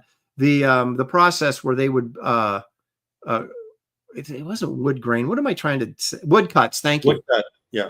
Yeah. Woodcuts. Thank you, Skull Nasher. Yeah. So he was seeing that, and he didn't realize what he was looking at. And so he was recreating that with a pen.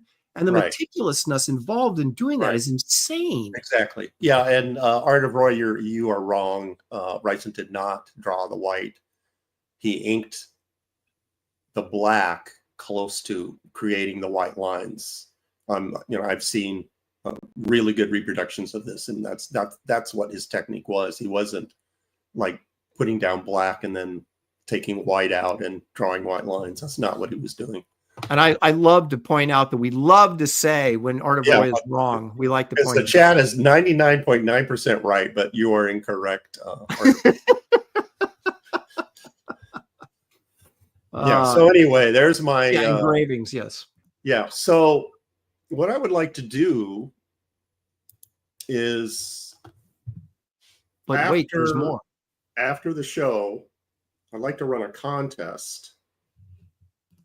I'm going to post this piece on Twitter, and in the description of this show is my Twitter address and my email address. Mm-hmm. So I'd like to have a contest. I included a Easter egg in this piece.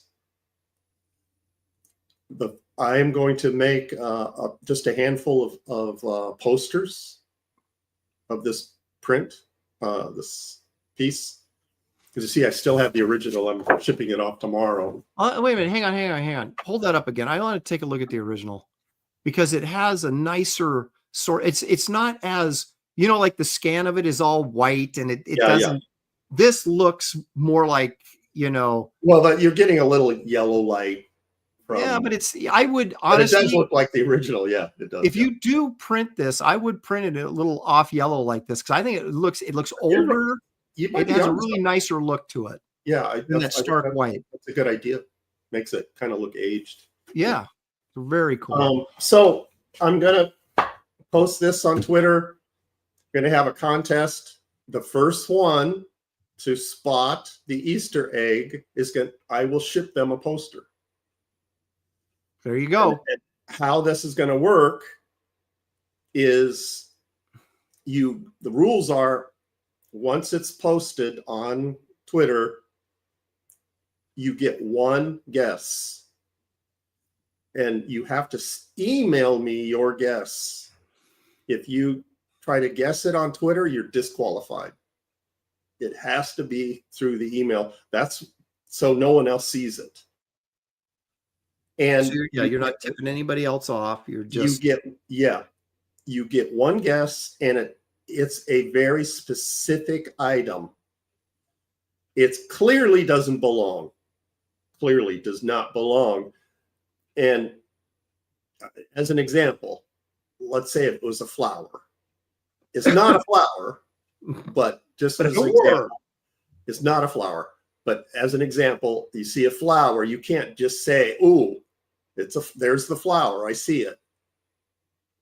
You have to tell me exactly what kind of flower it is. Just saying that it's a flower, that's not correct. You have to be. So it's got to be a rose or using that as that's not what it is, but that's just an example. Yeah, so you have to be specific. Rand Arrington says it's a tarantula. So. Well, a tarantula could be in this, basement laboratory. It could be, it's something that clearly does not belong. And then you have to be clear about what it is you're seeing. You have to be exact about what it is. Okay. The first one to guess, I will announce the winner on this week's Graybeards. And then they can contact me and I get their shipping information. And then once I have the posters printed, I'm going to make one for me. Aaron, you're getting one. And the winner gets one. I might do, a couple more, but. Are you going to sign these? Extremely limited. Yeah, I will sign them. Okay. Extremely limited print run. Okay. So Gary's email to where you send your guesses is in the link in this is the link to his email is in the description of this video, along with his Twitter account where you can go when he posts. When do you plan on posting it again? Right after the show. Okay. And so that brings up a good point. This contest is only for viewers of this show. I'm not going, when I post this artwork on Twitter, I'm not going to mention the contest and I'm not going to post my email. I'm just going to post the artwork. So you guys know, because you're watching the show, what the deal is. People see it on Twitter are not going to know what the deal is. So there you go. So yeah, so get the email here. If you don't have my Twitter, Aaron put it in the description. Yep. So you can go to it. And I think that's it. I think that covers it. Art of Roy says, "Is it Magnificent Pig in the spider web?" Maybe. Could be. That'd be a good one. That's fine. Yeah, it could be. It's so that's all. That's the only clue I'm going to give. That it's something that clearly does not belong. That's the only clue. Yeah. So when you see it, you'll know it. Basically, you'll know. Yeah. And so I can say, make sure your guess is a very specific item. The first one gets it. And like I said, the announcement will be on Wednesday on Graybeards on who won. And I'm guessing it won't take long that, people jump on this right after the show.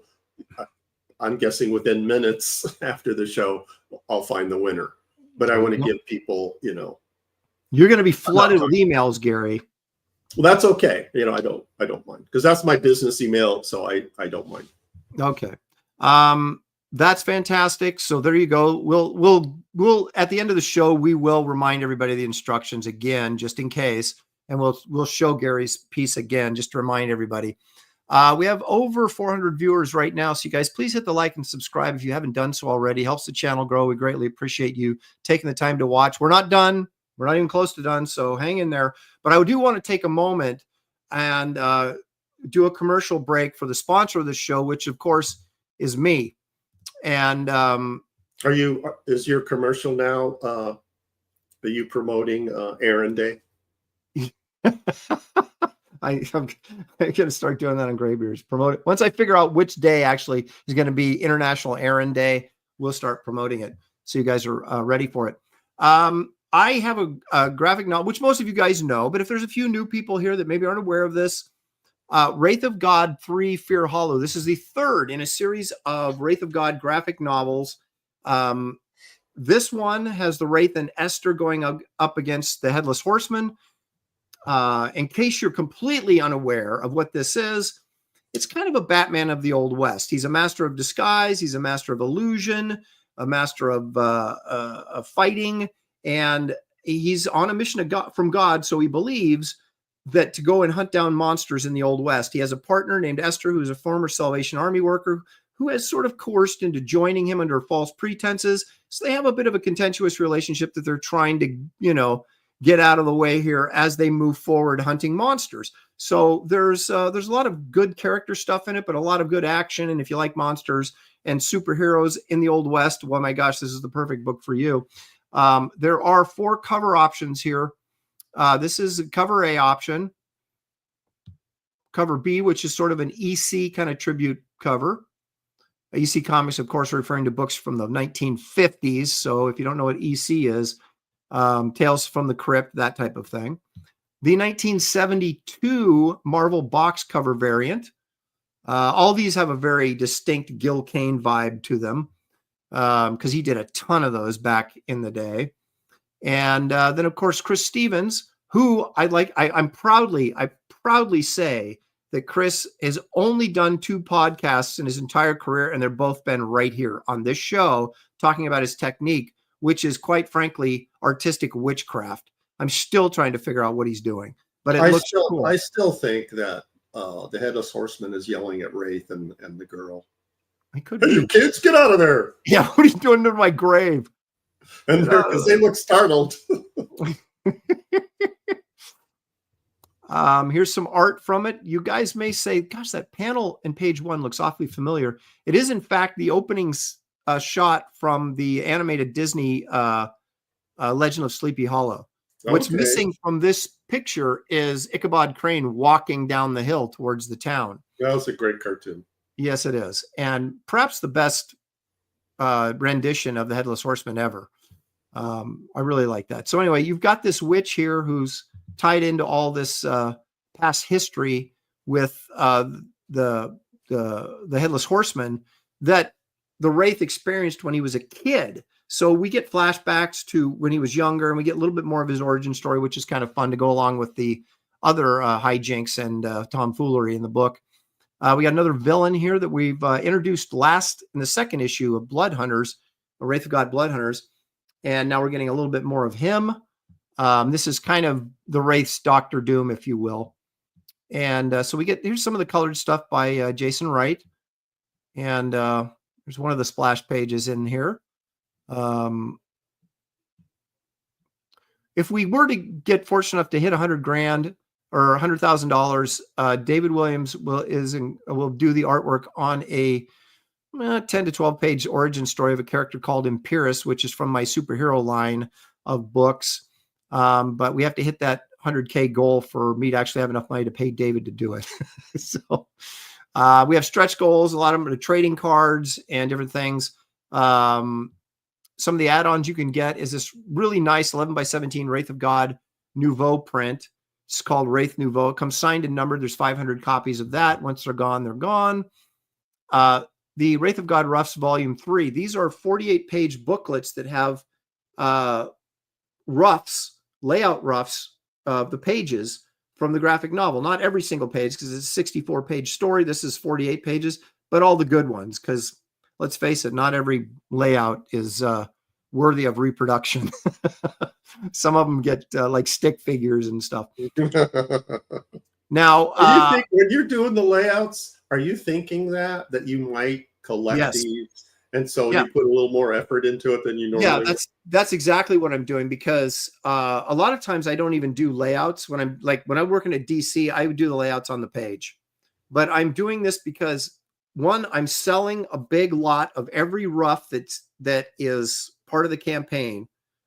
So every rough I do associated with this book or campaign, some guy that already bought it gets it, right? So I want to make sure he has some good stuff in there. Excuse me. And then also for the book, the purpose of the book. So I have some really nice layouts, but once in a while you're just not in the mood, and you just do a stick figure layout and go, okay, that's going to work.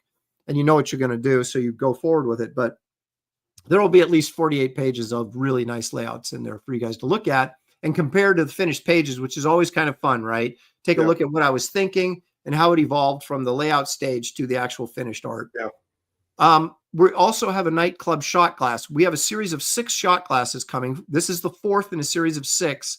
We've done Wraith of God, Garbage Man, and Kit Carter from the last campaign, and now the nightclub. If you're saying, what the heck is the nightclub, Aaron? Check out Wraith of God 2 Blood Hunters. You'll find a full backup story of the nightclub in there, which is a superhero team from the Empire Comics universe.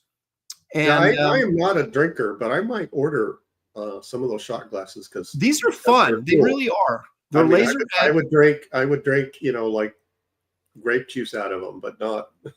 I drink Snapple. Was that like is that like sacrilege to drink? Are you talking about taking like communion with it? No. Just drinking lemonade out of it instead of. No, hey, dude, I drink Hollywood whiskey, iced tea out of them all the time. Okay.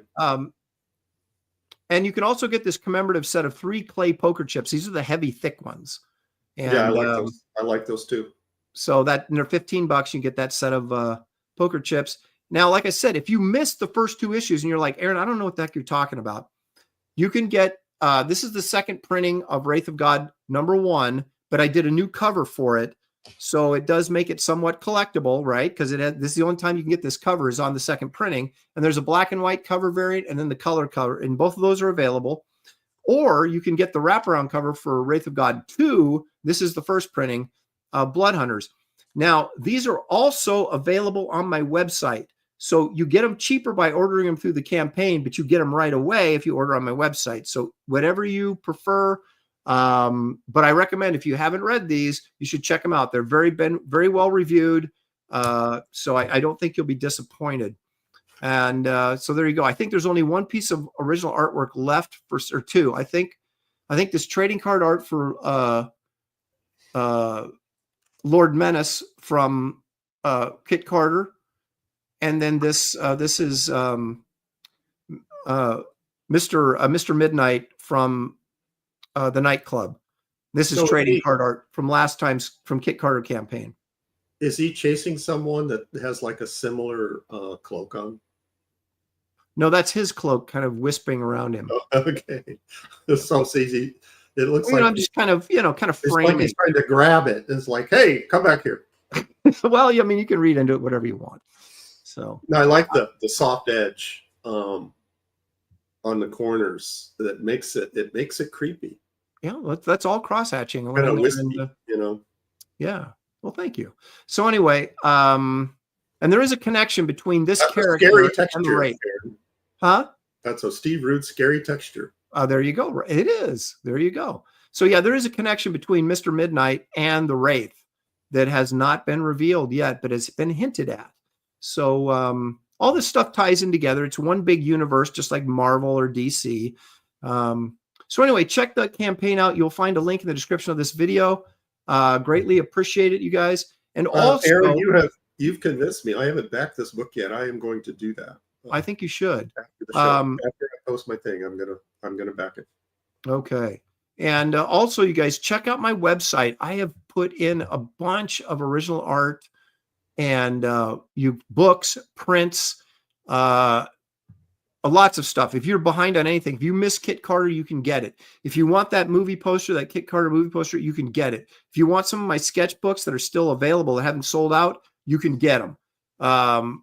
If you want back issues for Wraith of God, you can get them. All the covers are still available, although I'm almost out of the Bisley covers for Wraith of God Blood Hunters, which would be the second issue of Wraith of God.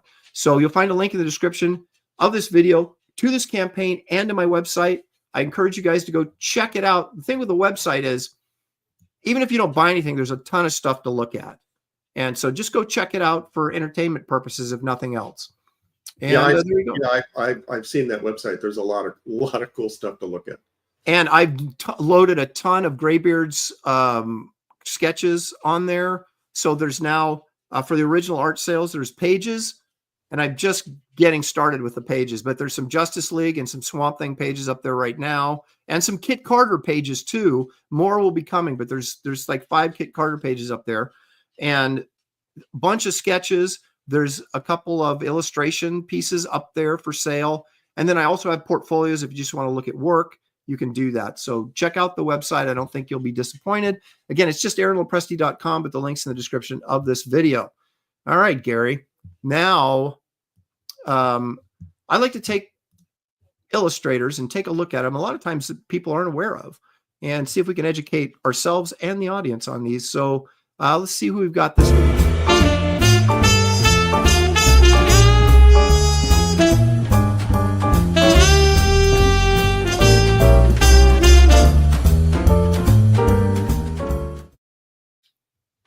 Harvey Dunn. Now, you don't know who Harvey Dunn is, do you? I might know his work, but the name is not familiar. Well, you know who was his prize pupil? No. Would you believe it if I told you it was Dean Cornwell? Okay. I've got a Dean Cornwell print hanging on my wall in a frame. Yeah. So let me bring up a couple pieces here and read a little biography on the dude, so we can all sort of, I'm organizing my windows here, so bear with me for a second, if you will. All right, let's take a look at this piece. And the things these guys used to do were mostly illustrated stories in magazines and things like that, along with ads. Or advertisements, yeah. Yeah, and so you see stuff like this that looks really cool, and you're like, this is obviously from some sort of story or something that he was illustrating. Now, okay, here we go. What year is this?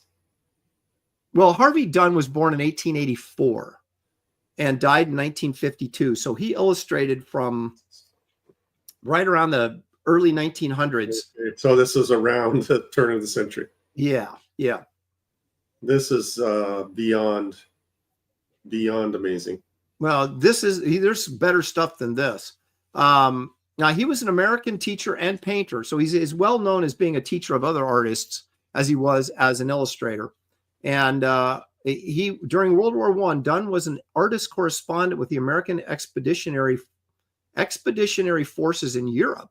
Most of Dunn's war sketches are housed in the Smithsonian Institute and National Museum of American History in Washington, D.C. Now, he was born in Manchester, South Dakota.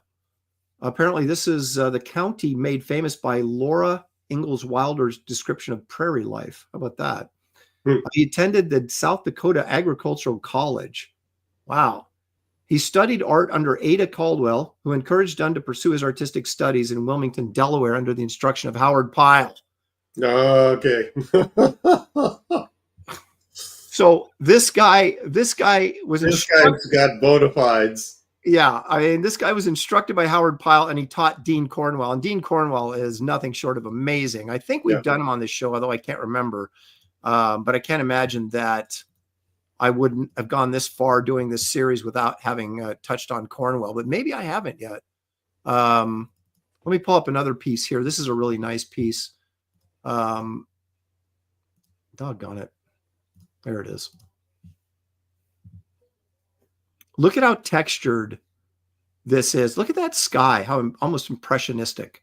This reminds me of N.C. Wyeth. Yes. It was very, illustrators back then were almost impressionists.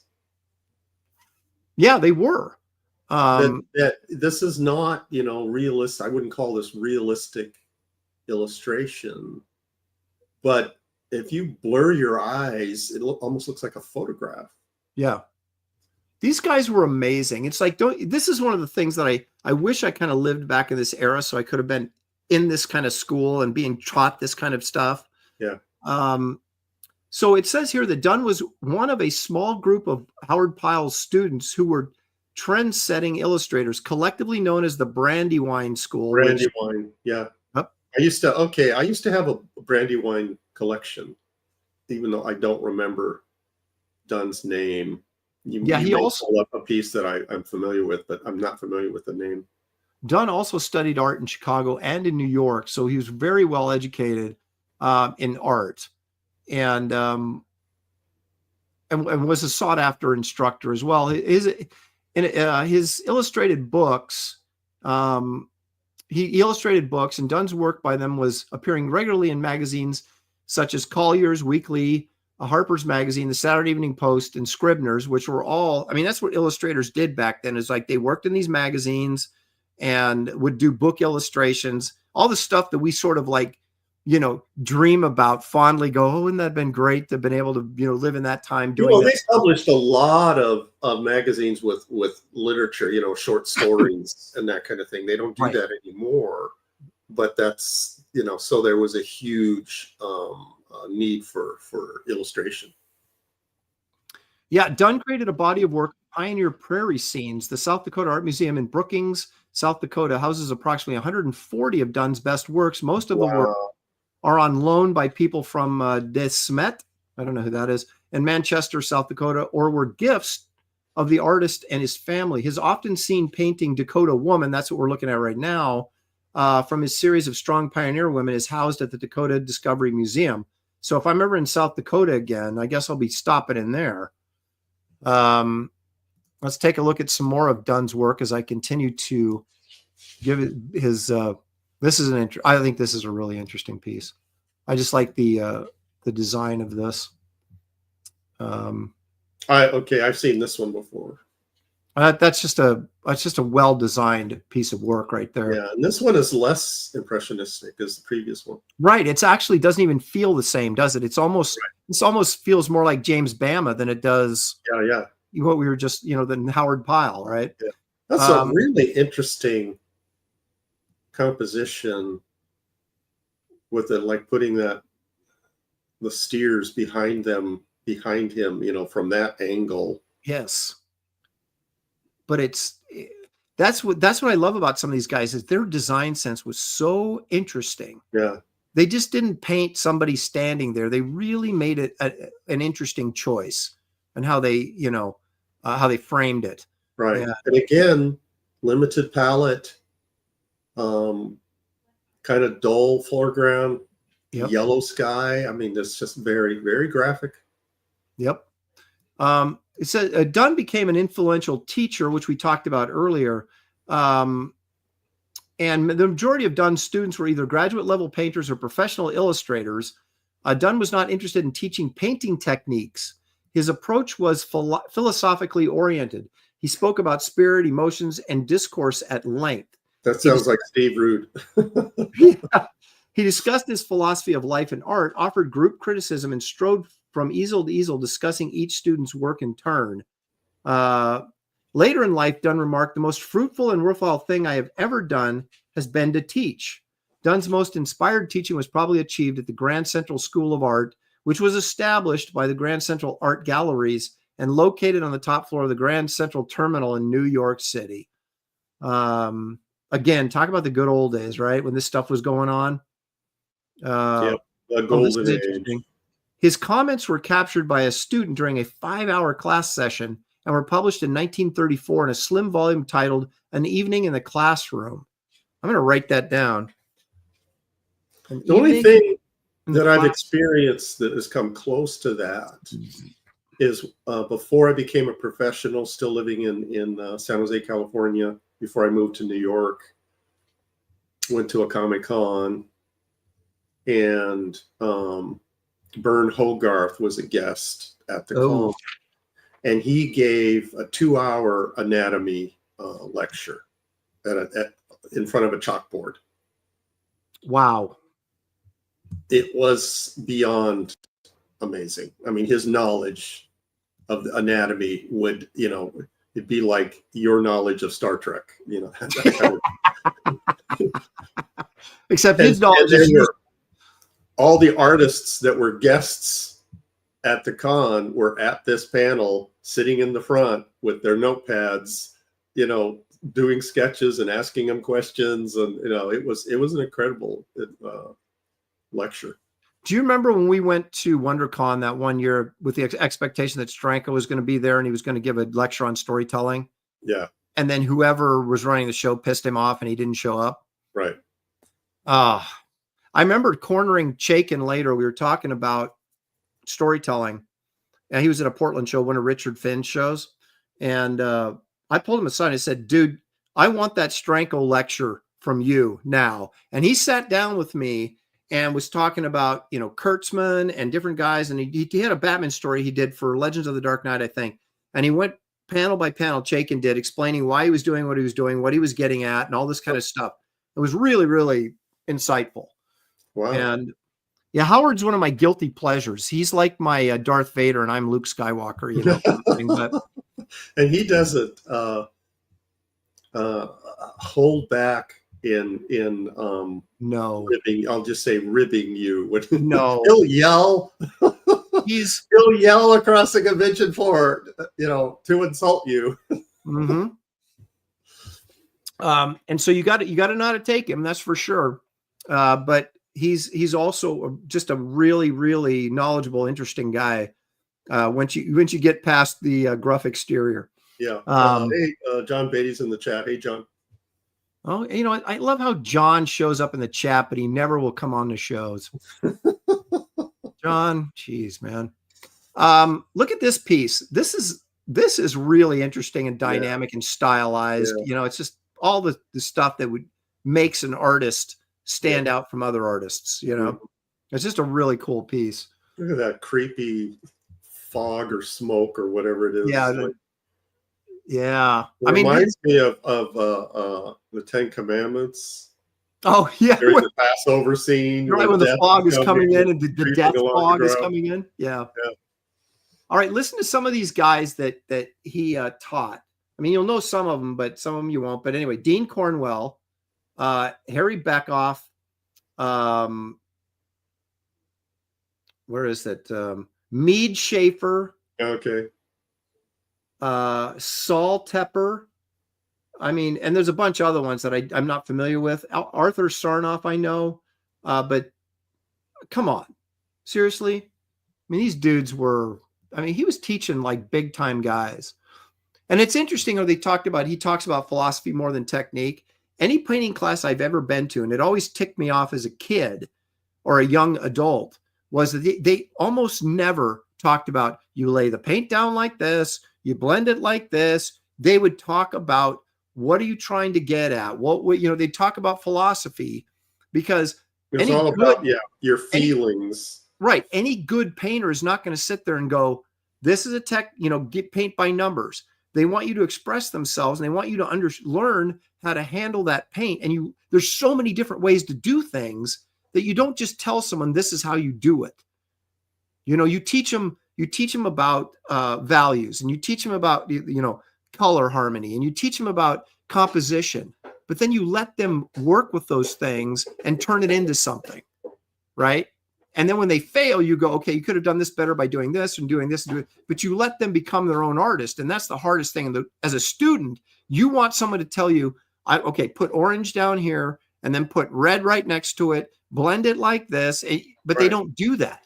Yeah. And so you got to figure that stuff out for yourself, which is I used to watch painting shows on PBS. I can't remember this woman, oil painter. I wish I could remember her name. And she was like that. She would show you how to blend. She would, work with complementary colors and, basic stuff. I learned more by watching one of her half-hour shows than I did an entire year in my senior art class. Yeah, I would pin guys down and go, dude, just give me some technique that I can use for a starting point, and then, find my way there, because instructors just generally don't teach that, which is, but you do have classes on how to handle paint and how to use paint. And that's once you know how to use the medium, it's very helpful when you're then expressing yourself. Yeah, and then you can run amok. Right. Now look at how interesting this is. You want to talk about stylized illustration? Oh, yeah. It almost looks like a Bisley painting. Yeah. Yeah, it does. It's crazy, but it's really, really cool. Yeah. And I had one instructor told me, and it was really insightful. He was an illustrator. He wasn't just a painter. He was an illustrator, and he was trained illustrator, old school, right? And he would say, Rockwell and J.C. Leyendecker and the really, really good ones, he said, they took their time on their paintings, and they made them great. He said, and that's why you remember them. He said, there's a ton of people that did covers for Saturday Evening Posts, but you don't remember those guys, but you remember Leyendecker, you remember, Rockwell, you remember guys like this. And, so his point was always take your time, make it something, spend that time in the design stage, spend that time in the development stage of the picture. So you've got something really, really good when you do it, rather than just, I'm throwing some paint down and, right. And that,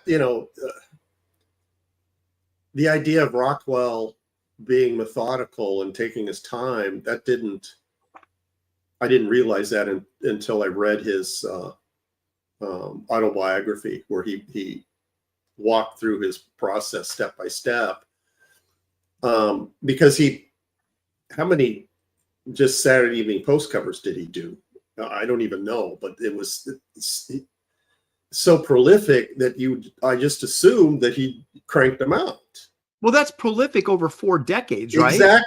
Exactly. I mean, we're looking at the end of his career, look at all these paintings he did. But if you looked at it year by year, maybe he did one a month, maybe.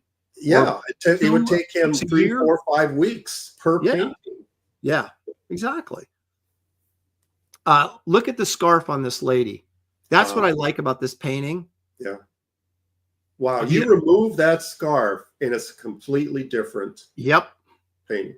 It's a very kind of dull average painting, but that scarf, it's almost McFarlane-esque, you got this wisping scarf around there. Exactly, yeah. But it's really, really cool. And that's the only reason I put it on here, is because of what he chose to do with that scarf, because you don't think a lot of guys wouldn't do that. Realists, back they wouldn't do that.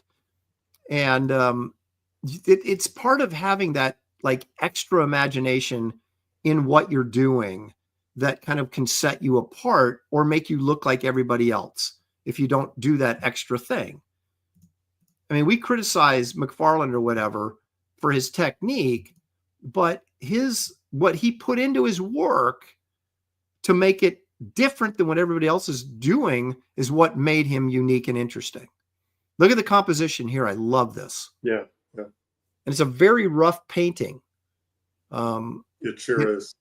But you can see you got this little band of guys back here that are chasing this guy. Apparently got shot in the neck. It looks like he's got, oh no, that's his bandana. He's got his arm, he's shot in the arm. He's holding his arm down here at his side. And he's got his hand over it. So we're getting the idea that he just got shot by this posse that's chasing him. But this cliff and everything and just the composition. Yeah, very impressionistic. There's no detail. It's all shapes. Yes. And I look at the rocks. I mean, they're just blobs of color. Very, very effective. Yeah, and it's like, and like Frazetta was really good at too, is that you're looking where you're supposed to be looking. Right. You know, we always get tempted to go in and go, I'm going to detail these rocks up and just make them. That's what I would do. Yeah. Yeah, and I would do it too. And then I'm looking at everything instead of looking at what I mean, this is storytelling is what this is. Focus on what the point is you're trying to make to your audience. You don't want them down here looking at a rock. Oh, look, I drew a snake down here. No one, they shouldn't be down there looking in the corner. Right, exactly. Yeah, so, put a little sign, don't look here. Right.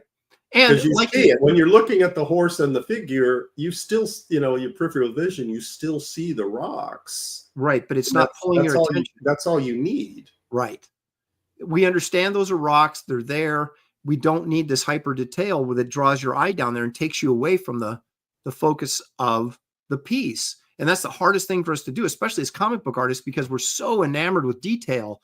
And that's why, a lot of people are like, I don't get Toth or whatever, but it's like, Toth is like, this is where I want you to look. This is the story. Don't worry about what's going on over here because it's not important. And but hyper detail is always rewarded.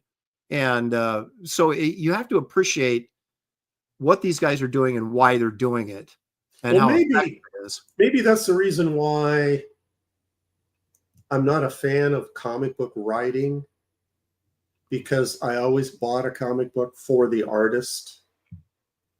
I did too. I wouldn't buy a book if I didn't like the artist. Yeah, I never bought it for the story or the character. It was always the artist. And so it would take me 45 minutes to read a 20-page comic book because I'm staring at the panels. And that destroys the flow of the story. Right.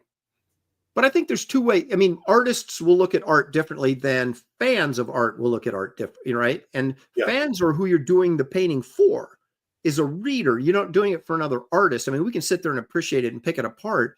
But if you're doing it for a reader, these were all illustrations for stories, you want to get the point across. You want the people to look at that drawing and understand what's going on and how it relates to whatever the text is that this illustration is sitting next to. You don't want them going there for 20 minutes going, oh my gosh, that's so beautiful. Look at the blah, blah, blah, blah, blah. And you quit reading the story, right? So look at this. This is a really dramatic piece. It sure is. The lighting. And I just notice you can't see their faces. Yeah. Yeah.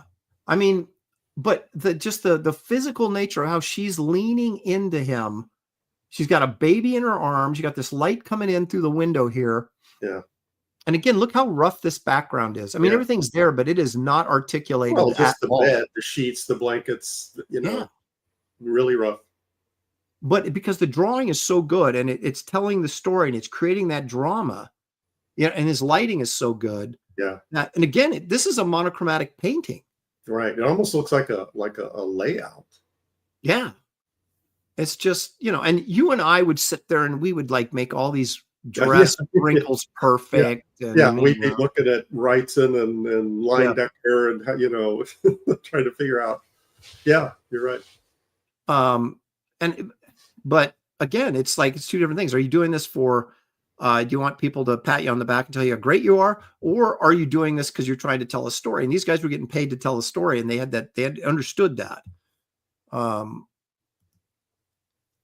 We got a couple more here. We'll take a look at. This is nice too. This very Howard Pyle-esque, Tale of Two Cities here. Okay. This has got more color in it than most of his pieces. And if you look back here, look how he's got a little red back here in the Little that he brought some of that red up back in here. It's Yeah. pinkish, but it's there, which is very interesting because you wouldn't think that you'd bring that color back there in the background, but it's muted. Right. So your red scarf on this guy's head that's where you're looking. That red pulls you right in. And this gun becomes sort of a framing device for that background and everything. It's a very well, again, thought out composition.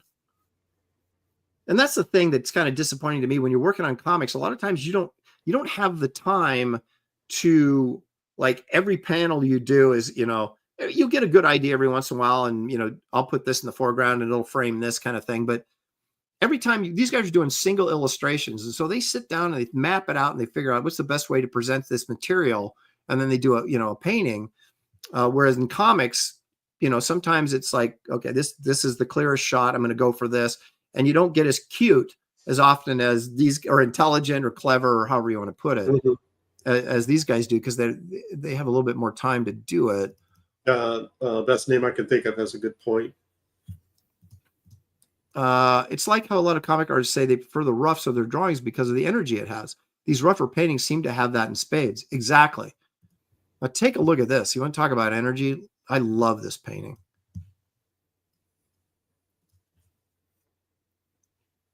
Yeah. Wow. Look at that horse, man. And the guy leaning off the horse. And I guess is he gunning down, or he's shooting the guy. He's shooting the dude. And the woman, the placement of the woman, she's actually blocking the muzzle flash. Yeah. But we can still tell what's going on here. Yeah, that guy's he's getting shot. And again, very rough, right? Yeah. Very painterly, as we like to say. But again, it's in the drawing that really makes this painting. And that's the thing, right? It's like, if we don't draw that well, we're kind of like, well, we'll just kind of. Yeah. How do you capture, especially in those days, limited reference, capture the motion and angles of these figures? Because they are, except for the woman, they're moving. So it's almost like watching a film and freeze framing it. Yep. And illustrating it. That's not what he did. He had to create this from a blank piece of paper. And look at this, Gary, right here. Look, that's the hind leg of the horse right there. Oh yeah, in the dust. Yeah, right there. There's the other leg. Yeah, you see all four of them. Yeah.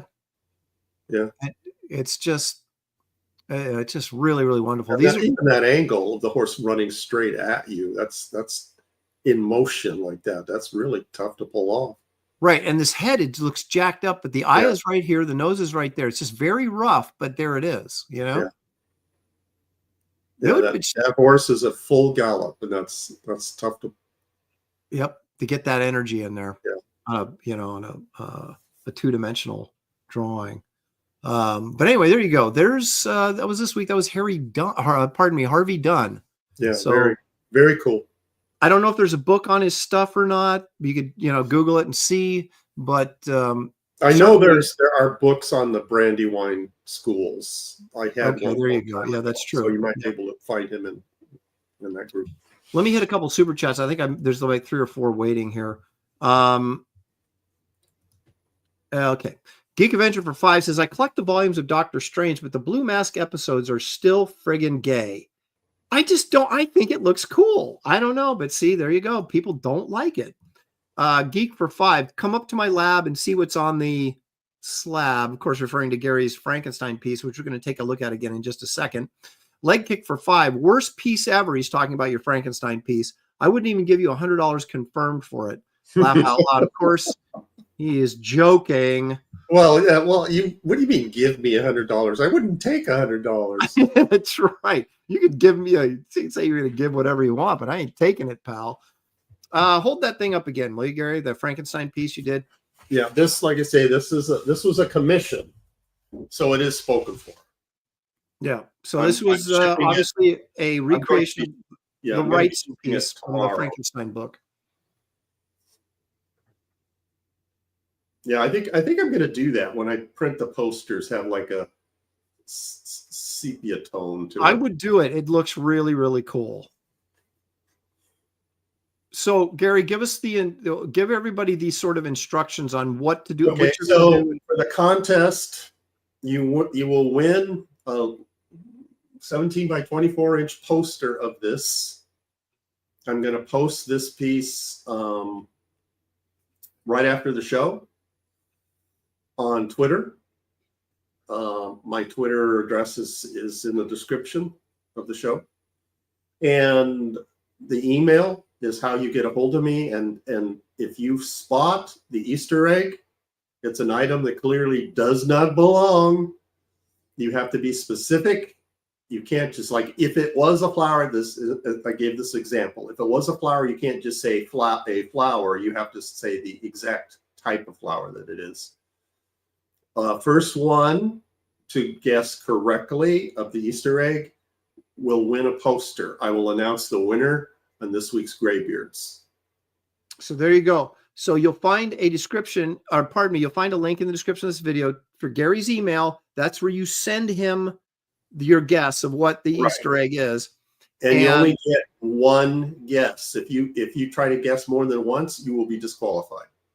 So it'll be posted on Twitter without any instructions, because this is only for you guys that are watching this show. Right. So there you go. Fantastic. Thank you, Gary. All right, guys, I see that we've lost some viewership, which means Ethan is probably streaming right now. But what are you going to do? I'm overtime by, I usually wrap the show at 5:30, but when I have a guest, we go as long as it takes. And we're not done yet, because Gary, there's still one thing that the people demand on this show, and it's this segment.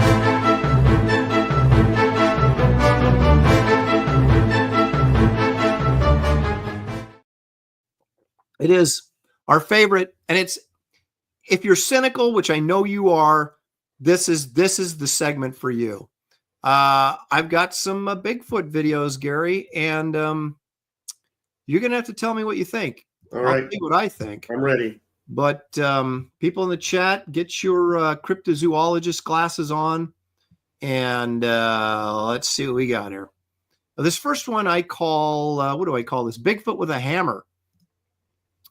This is a photo. There's a series of photos that some guy took while camping. This Now, almost looks like a N.C. Wyeth painting. Do you see this little thing right there? Isn't that a hammer that he has in his hand? Just throwing that out there, right there. I can't tell what it is. Yeah, I think it's a hammer. Okay, so Okay. this is a series of shots. It's not, there's no movement or anything. This is from his camera phone. All right. So this is like basically a silhouette. Yeah, and it's like, Bigfoot, you imagine to be this hulking large thing. This looks like a kid. Or just some guy in a costume. Yes. Definitely not a 6'4" guy with red hair by any stretch of the imagination. No. So this looks like not Bigfoot, but maybe just average sized foot. See, yeah, then we get a little bit. It's not a Gene Colan.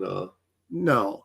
Bigfoot. There he is over here in the corner. If you don't see him, I'm not sure exactly why that's the best shot you could get of him, but yeah, now you just see part of him.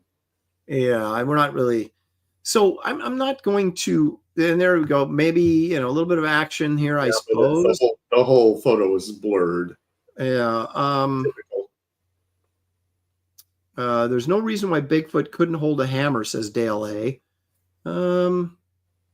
So yeah, I guess, but maybe he stole the hammer from their campground, and they were like, "Hey, yeah, they're chasing him." Yeah. All I can say, Gary, is I find this evidence less than compelling. No, I would give that an F. Yeah, that's just yeah. You're not trying hard enough. No. Now, how about this? Now, this is if you happen to be out at Mount St. Helens, Gary, camping or hiking, you might. Have you ever been to the ape caves at Mount St. Helens? No, I have not. They're awesome. You might encounter something like this. Yes. Okay. See, that's better.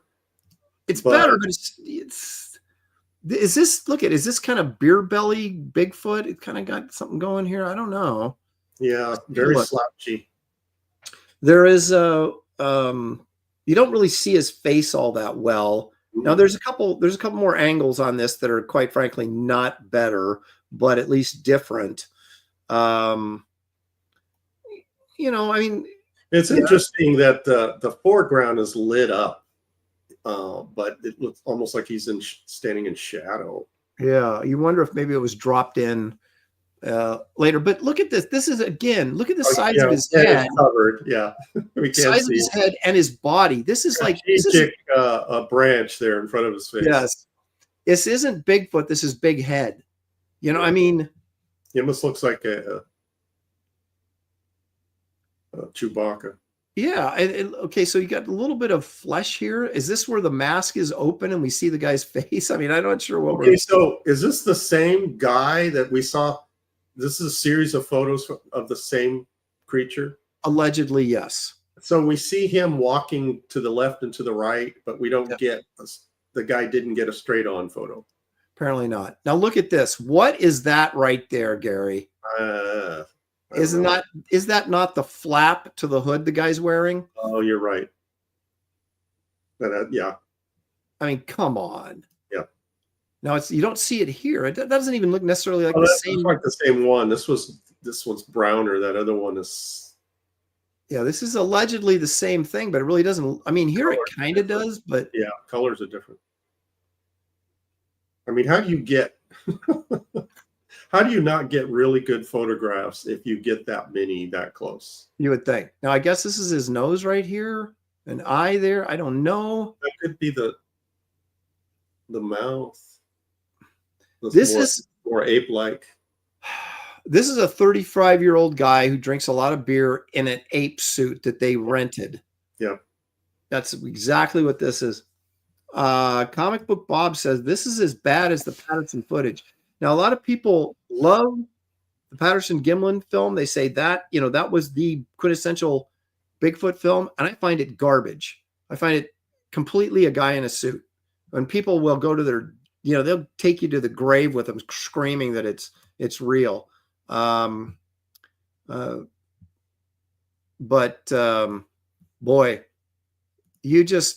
I need some hardcore evidence. Yeah, those were pathetic. Okay, now look at this. This actually I find kind of interesting because of actually the location of where this guy's at. So you got this Bigfoot standing out here on this stony ledge. Look at all that fog. And it's like, how did he get up there? Now, it's possible that this was put in after the fact, right? I mean, because he is just standing there. He's not really moving, which is interesting. But we can't see it yet. Oh, I'm sorry. Why would I spend my time mocking something without you guys? I thought you were talking about me. No. Yeah, so look at Gary. He doesn't move. Totally unreal. Okay, look at this now. There we go. Okay, so we got this. This is like Lord of the Rings type stuff, right? But there he is, right there on that ledge. I don't see him. Where? That little black spot right there. Oh, come on. That could be a cardboard cutout. It could be. It could be a rock. But if it's not moving, that's the thing. If it was walking, I'd give it a little bit more credence. Is this a film? Yeah.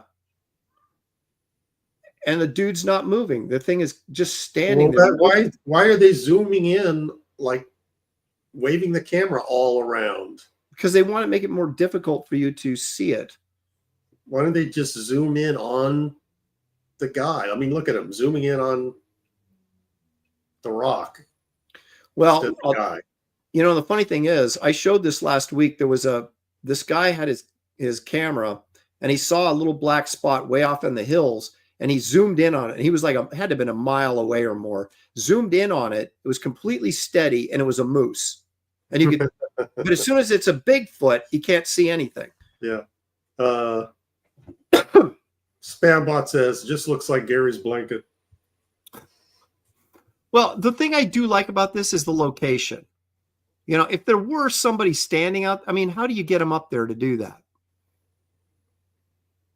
Well, rock climbers are a different breed. That's true. And just because there's fog out there, so maybe it looks more ominous than it actually is. Yeah.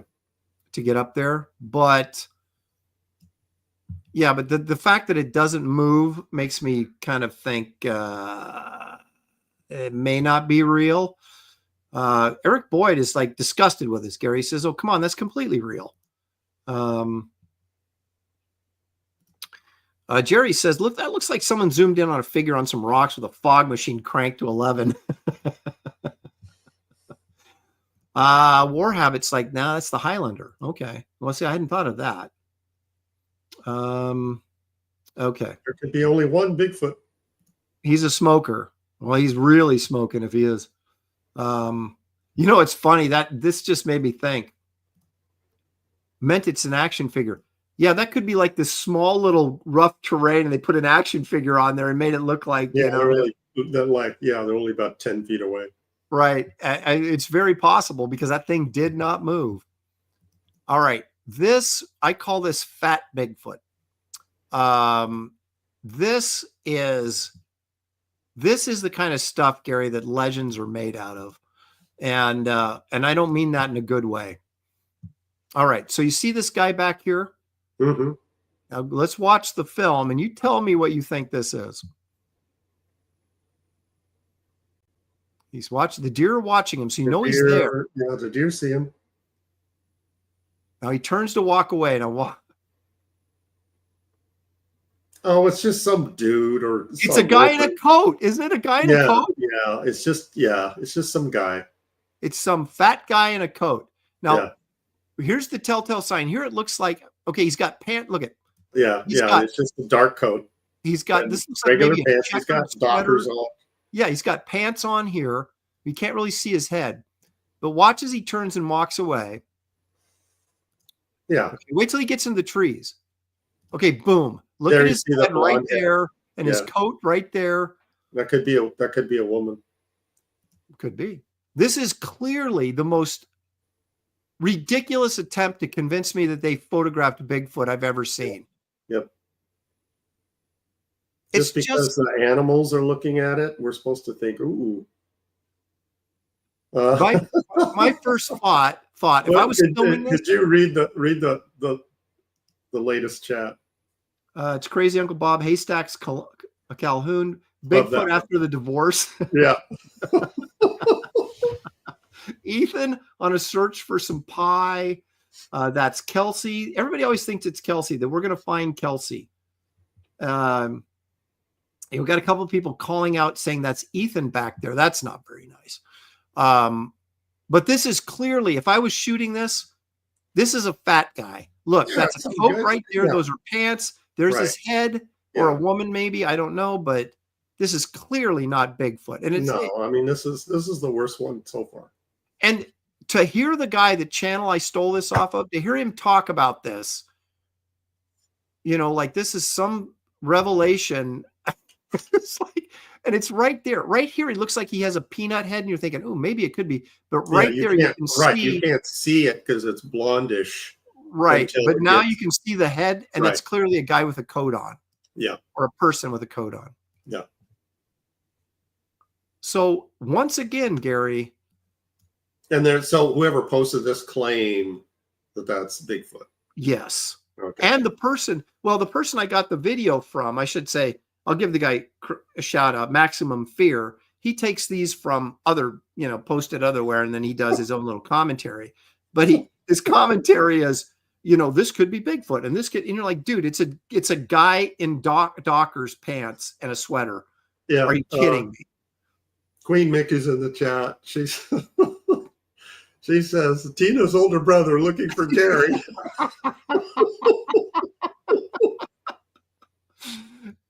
If you don't watch Graybeards, you won't get that joke. So you better watch Graybeards. And Smokey the Bear, that's not bad. Murdoch points out, dude is wearing khaki pants. Eric Boyd saying you're all just hating. I am, Gary, I don't know if you're aware of this or not, but I am a cryptozoologist. And I can say that because being a cryptozoologist requires no education. All you have to do is claim it, and you are one. So therefore, did you just make up that word? No. It's a real world. It's a real word for people that study stuff that doesn't exist. Okay. Imaginary things. and like Bigfoot and the Loch Ness Monster. And I hate to be so cynical to the true believers out there. I used to be a believer when I was a kid. And when you start looking at the evidence, it gets pretty shocking how little evidence there is. So that would fall under the same category of me trying to study my own intelligence. Right. Okay. But I'm as qualified a cryptozoologist that exists on this planet. So I'll take on any other cryptozoologist in a debate.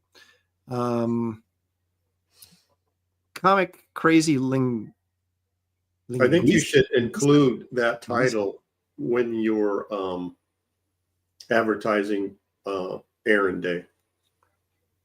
What, Aaron Lopresti, cryptozoologist? I think I will. It's like those guys. Do you ever watch that like Ancient Alien show? Mm-hmm. Where they I could only watch like 5 minutes of it, and then, I'm yelling at the TV. And right, it's so frustrating because they're so stupid. But they have these guys that ancient alien experts say, and you're like, what? Yeah, I know. Yeah, exactly. They say, and then the one I turned on one time, and I caught the guy with the weird hair. Yes. I caught him say in mid-sentence saying, maybe Noah was an alien. I was like, oh, come on. It's like, I remember Dan DiDio was on one of those shows, and I remember I just razzed him relentlessly for being on there going, are you an ancient alien expert that, ancient alien commentary, says commentators, ancient alien commentators. I think that's what it is. Okay. And you're just like, how do I get if you can get a degree in gender studies, why can't you get a degree in cryptozoology? You should be able to. That's true. But no, it's just a self-proclamation. I am a cryptozoologist. Okay. Jerry says, Aaron, as a preeminent cryptozoologist, thank you, I am. You should be reviewing these videos in your best Marlon Perkins voice. Mutual of Lopresti's Wild Kingdom. I used to watch that show. I did too. We watched that every Sunday night because I think it was either right before The Wonderful World of Disney or it was right after. Yeah. And Mutual that was of Omaha's Wild Kingdom. Yeah. Mutual of Omaha is people you can count on when the going gets rough. Yep. Marlon Perkins. That was a good show, man, because they would do. I mean, he always sent out the young guy to wrestle with a lion and stuff, but it was cool. Yeah, he would be safely on top of the Land Rover while the young guy is being chased by lions. Oh, it's so true. All right, everybody, that's going to do it for this week's episode of Aaron Live. I want to thank Gary Martin, my guest, for being here. And remember, he is going to go right over to Twitter and post that Frankenstein picture. So run over there and be the first to find out. Give me a few minutes. Well, yeah, but you're going to do it, right after. Yeah. So be on the lookout for that because there'll only be one winner. So again, remember, you guys, please hit the like and subscribe on your way out the door. I appreciate you guys if you take the time to go over and check out Wraith of God 3, Fear Hollow. You'll find a link in the description of this video for my graphic novel campaign. Also, my website with original art, books, prints, comics, everything that's on there that I've got to offer. And I keep loading daily, so keep checking it out. But you'll find links in the description. Thank you, Randy, for posting all that stuff. And thank you, mods, for posting the links and stuff in the chat as well. Thank you, guys. Enjoy the rest of your weekend. Stay safe, and we will see you Wednesday right here on Graybeard Studio. Good night, everybody.